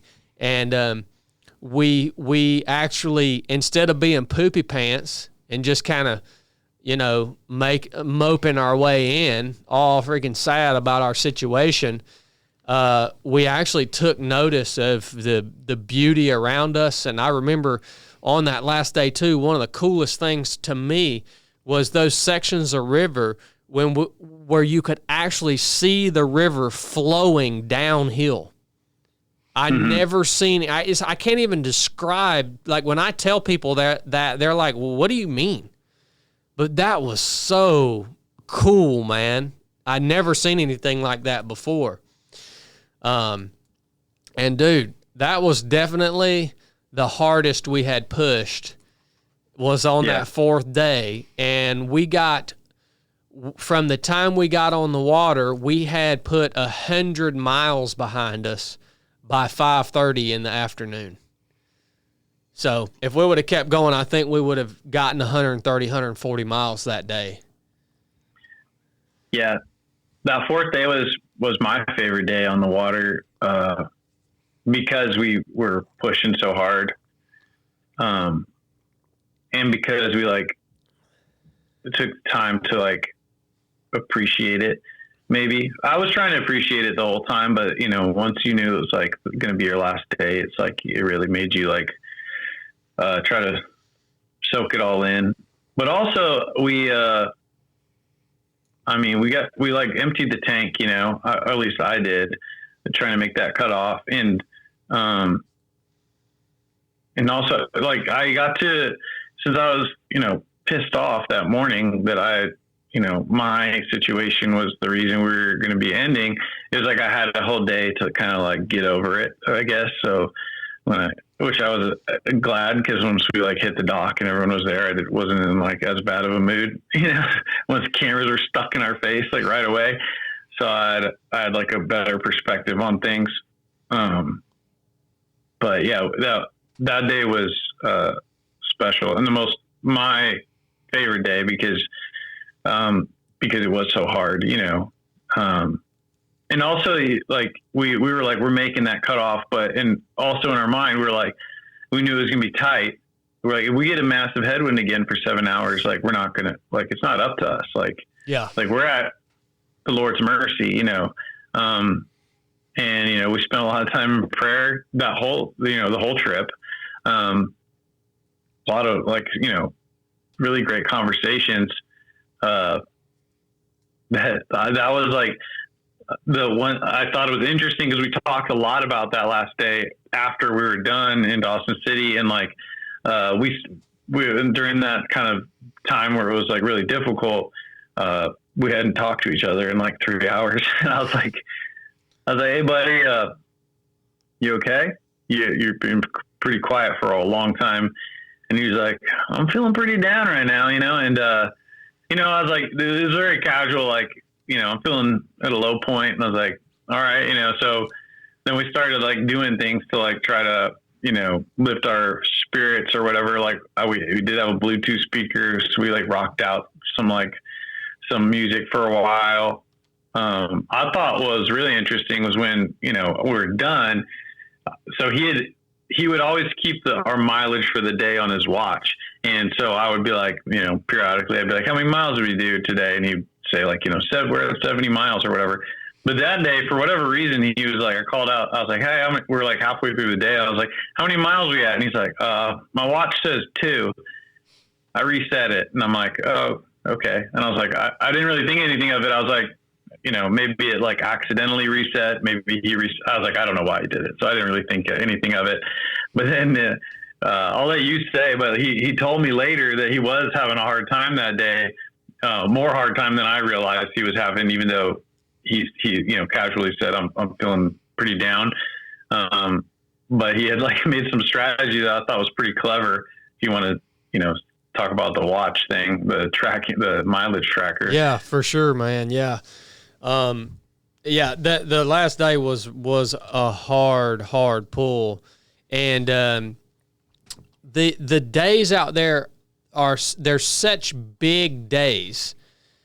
And when you figure you're going 120 miles a day, well, you can, if you're tuned up, you can run 100 miles in 18 hours. Like that's a good running time. So it's like, I likened it very similar to ultra running. And so the days were so long. And when I would look at my watch and you're 80 something miles in, it's really difficult mentally to go from 80 miles to 120 miles because you look at your watch and you're like, I've already paddled 80 freaking miles today. It's taken me forever. It's like I could have ran 80 miles in the same time it took me to paddle this. It's so hard for me to wrap my mind around that. I've already came so far and I have to go so much further. And so that was really hitting me hard on that last day. And so what I actually did is I think we got to 30 or 40 miles and I was like, holy crap, we've come a long ways and we're not even halfway done. And that was starting to eat me alive mentally. So I started resetting my watch every 20 miles. And it was just a way for me to trick my mind into looking down at my watch. And even though I knew we had been on the water all day, when I looked down at my watch, I'd be like, oh, well, we've only been 8 miles, or we've only been 10 miles.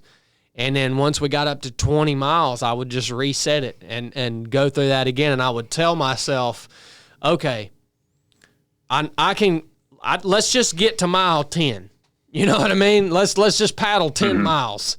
And it helped me tremendously because that was a hard push. I thought that was brilliant. Yeah, I thought that was brilliant. It's the same thing that you experience when you're running a 100-mile race. It's like, you get to mile 60 and you're feeling like crap and you realize, good night, I still got to run 40 more miles.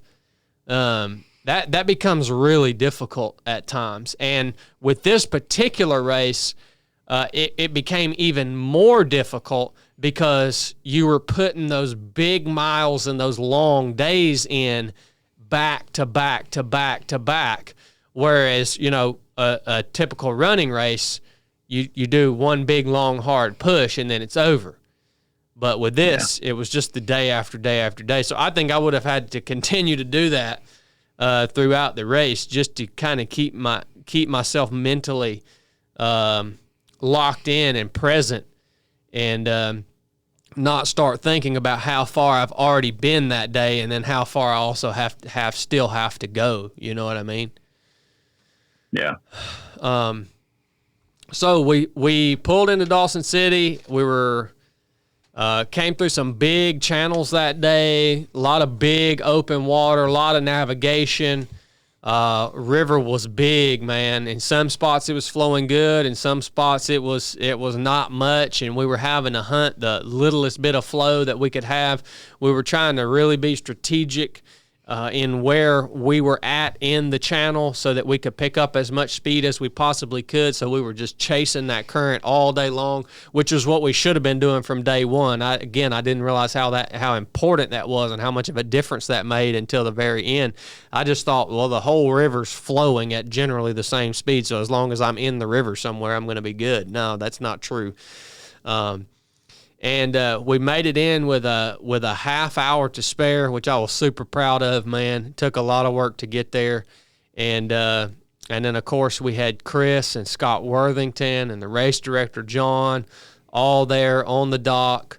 I just thought, man, what a blessing that was, dude, because could you imagine if we would have just been there, just me and you in Dawson City in the condition that we were in? We probably would have just laid there on the bank of the river, and it would have took us a while to get all the mess in that boat straightened out. But man, these guys jumped in and did pretty much everything that needed to get done for us. And Scott had booked us a room at the one little hotel there, the last available room in Dawson City. Yeah. So he had that prepared for us. Man, they just made it. They made it awesome, dude.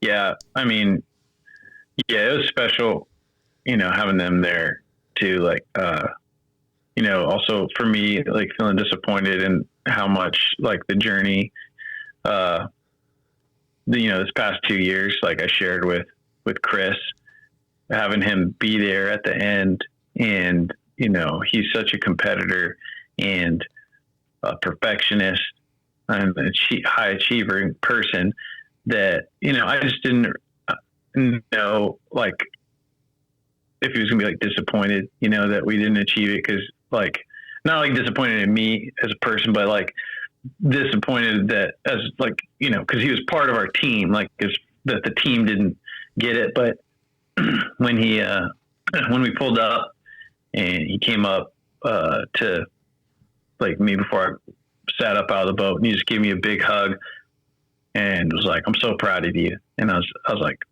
it just was like a huge, I don't know, like weight off my shoulders. And also just like, it felt good, like end of these 2 years, and made me really appreciate him, and it was just special to get that moment with somebody that meant so much to me in this journey. And, like that was pretty cool. And it was just very humbling that, I'd only met Scott, when they started the race, and he's like, "I got you a hotel room." Like he knew like I needed to be laying down, and he like took care of that before we even pulled up to Dawson City. I was just like, man, he did that for me. He barely knows me. That was pretty incredible. And, like you said, we would have just been laying on the bank for sure. I mean, I was done. Like I felt pretty good until we pulled up to the dock, and then it was like, that thing that happens when you're like done, your body knows. It was like, I think we like pulled up and we just kind of like went to a glide to pull to the dock, and all of a sudden my trap was just like popped, and I was like, oh man, what happened? Like, because I wasn't even paddling anymore, and Chad was just like laughing behind me. I was like, because he knew like what I knew too. It was like my body was like, oh, we're done. Okay, time to give up. And like my wrist wasn't even like bothering me, and it literally ballooned up it looked like I was like a 300-pound person's arm, like rolling over my watch. I was like, what happened? Like, I didn't even know I hurt my arm, and I like could barely get into my wheelchair because like this wrist was so jacked up. I was just like, man, what? I was like, wow. That was when I was like, okay, this was like very hard, because when we were in it, it was just like I would say periodically, I was like, this is just what we do. Like, this is just our life. You know, we live on the river. Like, it wasn't like we were trying to like do something. It was like you were just living in the moment. And so when it was finally done, the weight of the effort finally hit me. And Chad was like, you know, we're like disgusting. We're like smell so bad. That day I decided I was just going to paddle like in my underwear. So I was like, didn't have pants on or shoes. And Chad's like, I'm hungry. I need food now. And I was like, you don't want to shower off first or anything? Yeah. And he's like, no, I need food now. And I'm like, all right. And so this town is like Tombstone. It's like an old West town. So we go to the hotel and we're like sitting in the lobby waiting for them to serve us, and it's taking forever. And I'm like starting to feel like really miserable.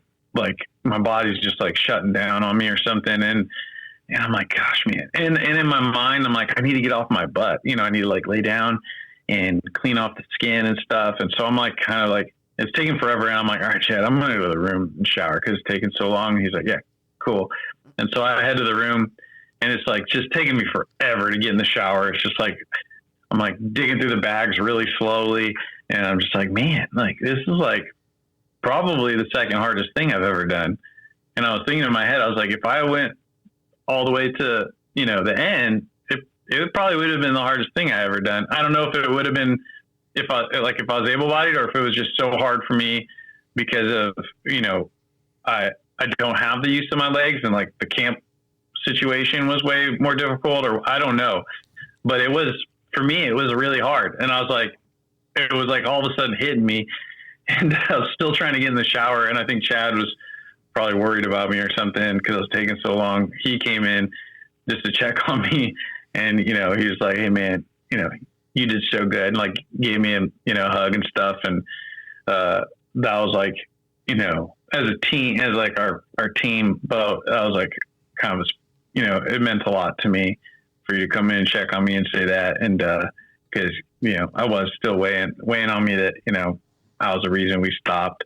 But yeah, anyways, then I shower and I'm in good clothes and stuff. And then Chris brings in the hamburger that finally came. And at that point, I was not disappointed at all that we were no longer racing. I was like, this is pretty awesome. This is way better than what we were doing.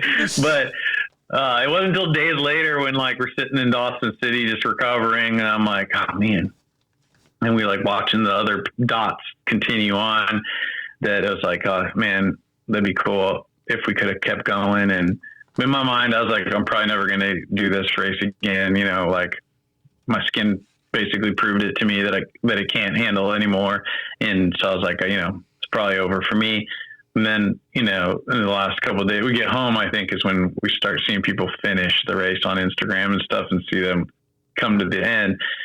That I'm like, oh man, there's got to be a way to figure this out. Yeah. You know, like, so now, like, every day I'm thinking about it. And then, like, you know, I went to church. I had no idea all these people at church are like watching our dot and stuff. And it's crazy how invested people got in our race. Like, you know, and watching the dot, you know, everybody was like, oh, that one day, man, you guys stayed still too long. And I'm like, you have no idea. I'm like, yeah, that was a mess up. But, yeah, so now it's like everybody at church is like, oh, there's got to be a way. Like, everyone's invested in me, like, getting back. And I'm like toying with it too in my head.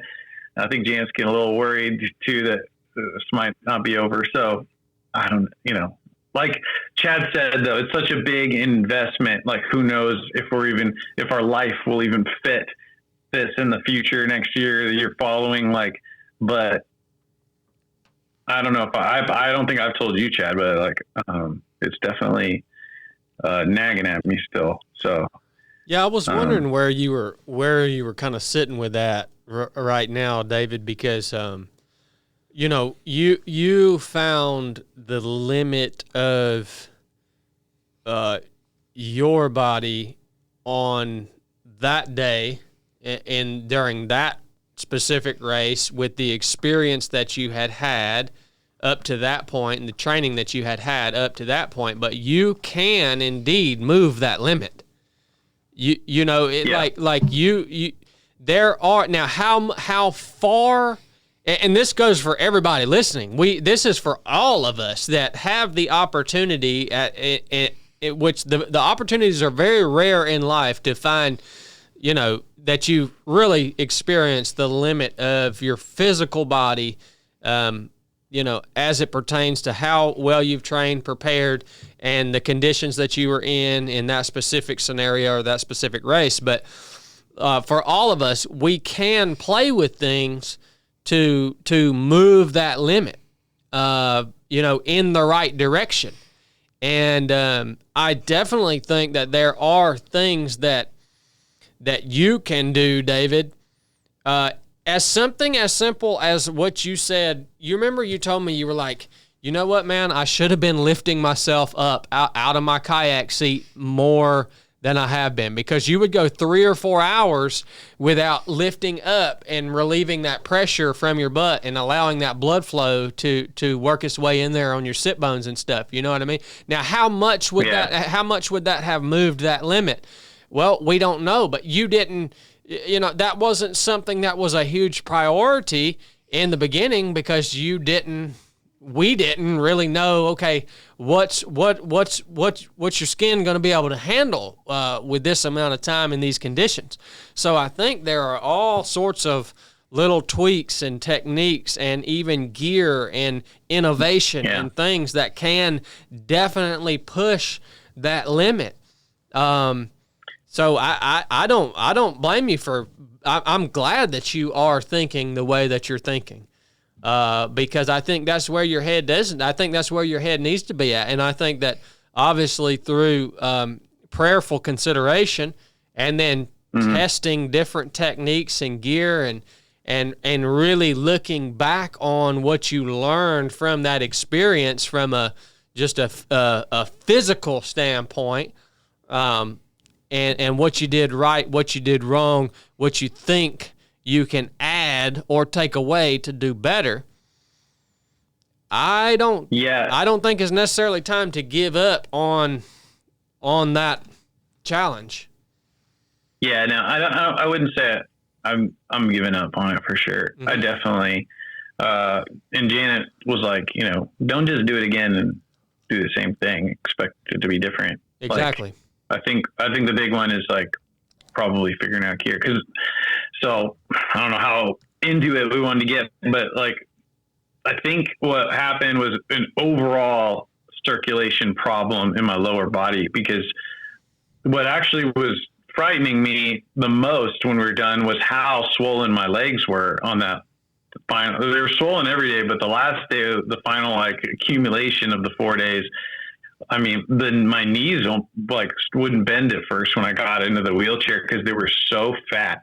And I was like, oh man, this is like crazy. And it was like hard. Like they were, and usually like I'd get in bed and it kind of like drained and stuff, but it was like not going down. And, I was like pretty shocked by it. I mean, it wasn't just like my feet and ankles are swollen. It was swollen up to my like thighs, like mid thighs. And, like my legs were the size of like a normal person's legs when they're normally just like little skeletons. And so I was like, man, like would I need compression? Would I need like active compression to like keep that blood moving? And so, like I mentioned it to somebody and they were like, oh yeah, like after you have a surgery and they put those like things on you that like squeeze your legs while you're laying there. And I'm like, yeah, like if we could figure out something like that, of course, like then you're like dealing with space in the boat and all, you know, so there's like a lot of things to think about. But yeah, I mean, it's like twofold. Like as a, this, our type of mindset, like it's this thing left unfinished. It's like unfinished business.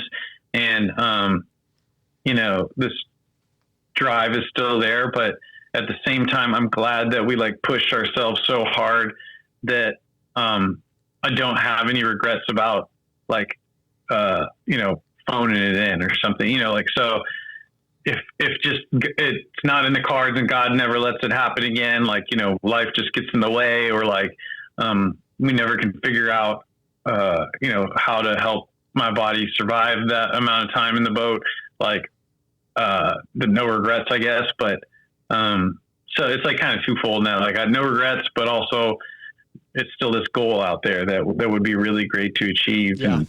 And, I am like bummed too that we didn't get, because one of the things I was really not looking forward to was the bugs, and we didn't have like any bugs. And I was like, that would have been a great year to finish it, because if we come back another year, it's probably going to be bugs. Like the odds are there's going to be mosquitoes everywhere. And it was like the one year that there was no mosquitoes, I was like, oh, it would have been good to knock it out of the park that year. But that's beside the point. Anyways, those mosquitoes would have definitely thrown an interesting added layer of frustration to all the other things that you're having to manage while you're out there. Well, man, I'm glad to hear that's where your head's at with it, because I've been thinking the same thing multiple times. Like, we need to talk to the right people and describe the issues that we had, and come up with as many solutions as we can, and then go for it again, Lord willing.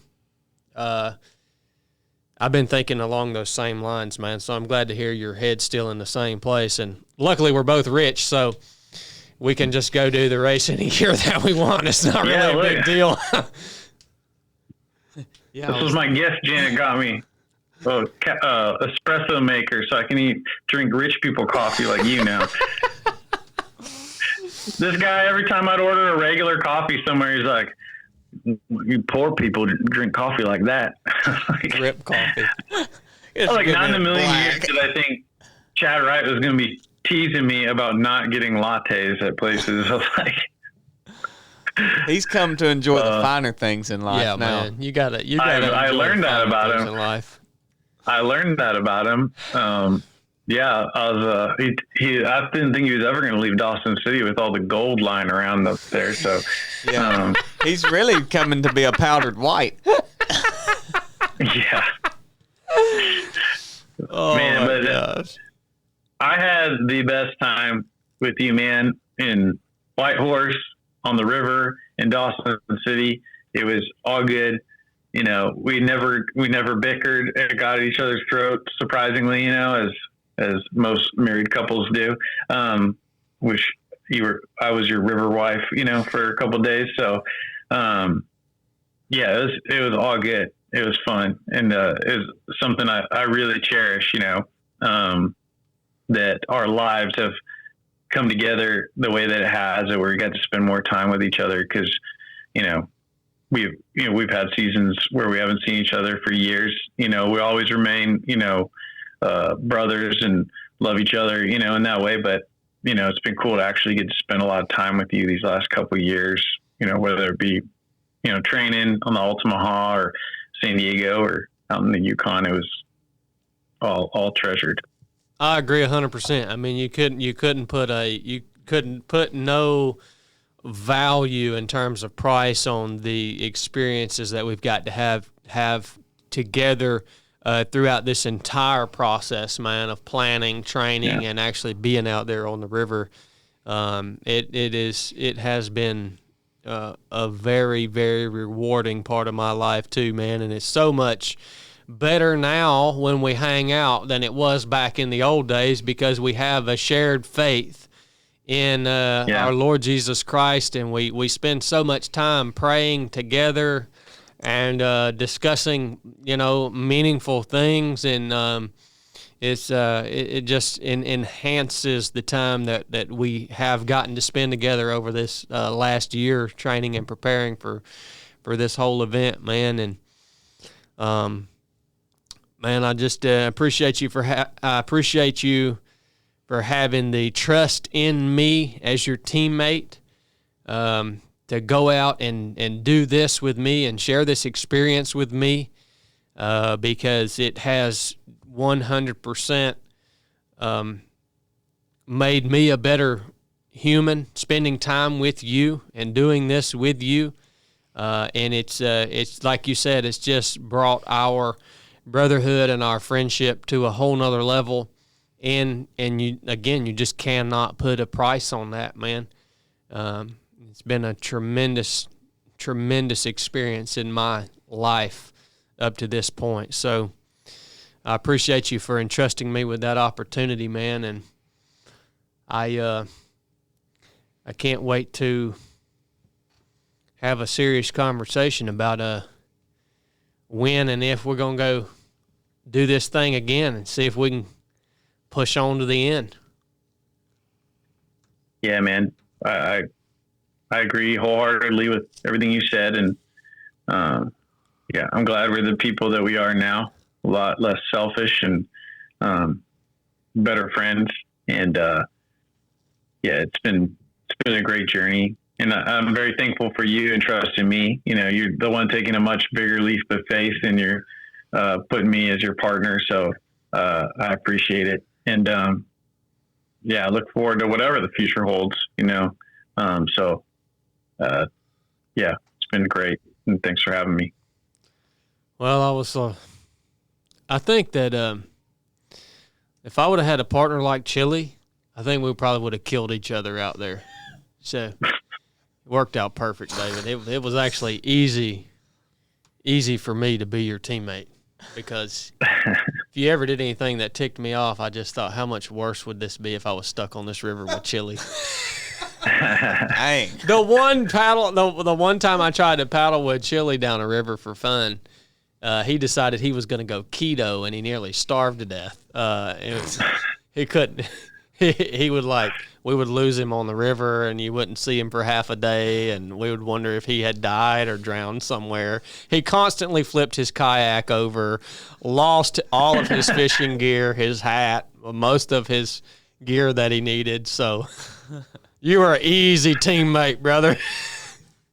I'm glad I'm easy on you. So yeah, I'd love to hear the things that I did make you mad though. So probably when I decided I was gonna go keto by fasting. Yeah, that kind of worried me, because I had already been through that experience before with somebody. Yeah. I'm just bringing 100 peanut butter jellies next time if I do that. Uncrustables. Yeah.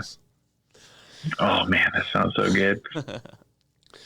Well, all right, brother. Well, we'll wrap it up there. I appreciate you taking the time today to help me break this down and allow the listeners to get a little more insight into what we experienced out there. First Form did provide us with the opportunity to create a film around this whole experience. So you guys, if you're listening or watching on YouTube, you should go follow First Form on YouTube. And you guys know First Form is a partner here at 307 Project. And they will be releasing, hopefully sooner than later, a full feature documentary film on this whole journey through training and through the race, that you guys will be able to see this stuff in person. A lot of the things, the times and the places that we talked about, you'll be able to see it in person, which I think is going to be pretty impactful after listening to this conversation, to actually get eyes on this stuff. So look for that coming. And David, I'll let you cut out of here, man. I know you probably got stuff to do. We're going to read through some super chats, and then we'll be logging off. I love you, man. Love you guys. Thanks. Appreciate the opportunity to come on, chat with you guys. Always love seeing you. We'll talk soon, brother. All right, man.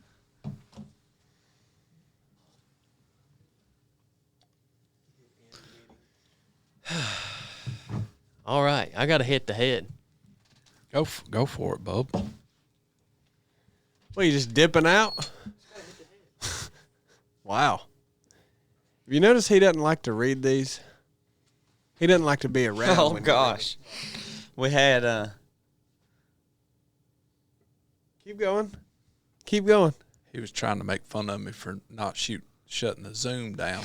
We had cornbread crumbs come in at $4.99. Cornbread crumbs? Yep. Dang. Said nom nom nom. Recapitulate that. Eat it up. Nom nom. Huh.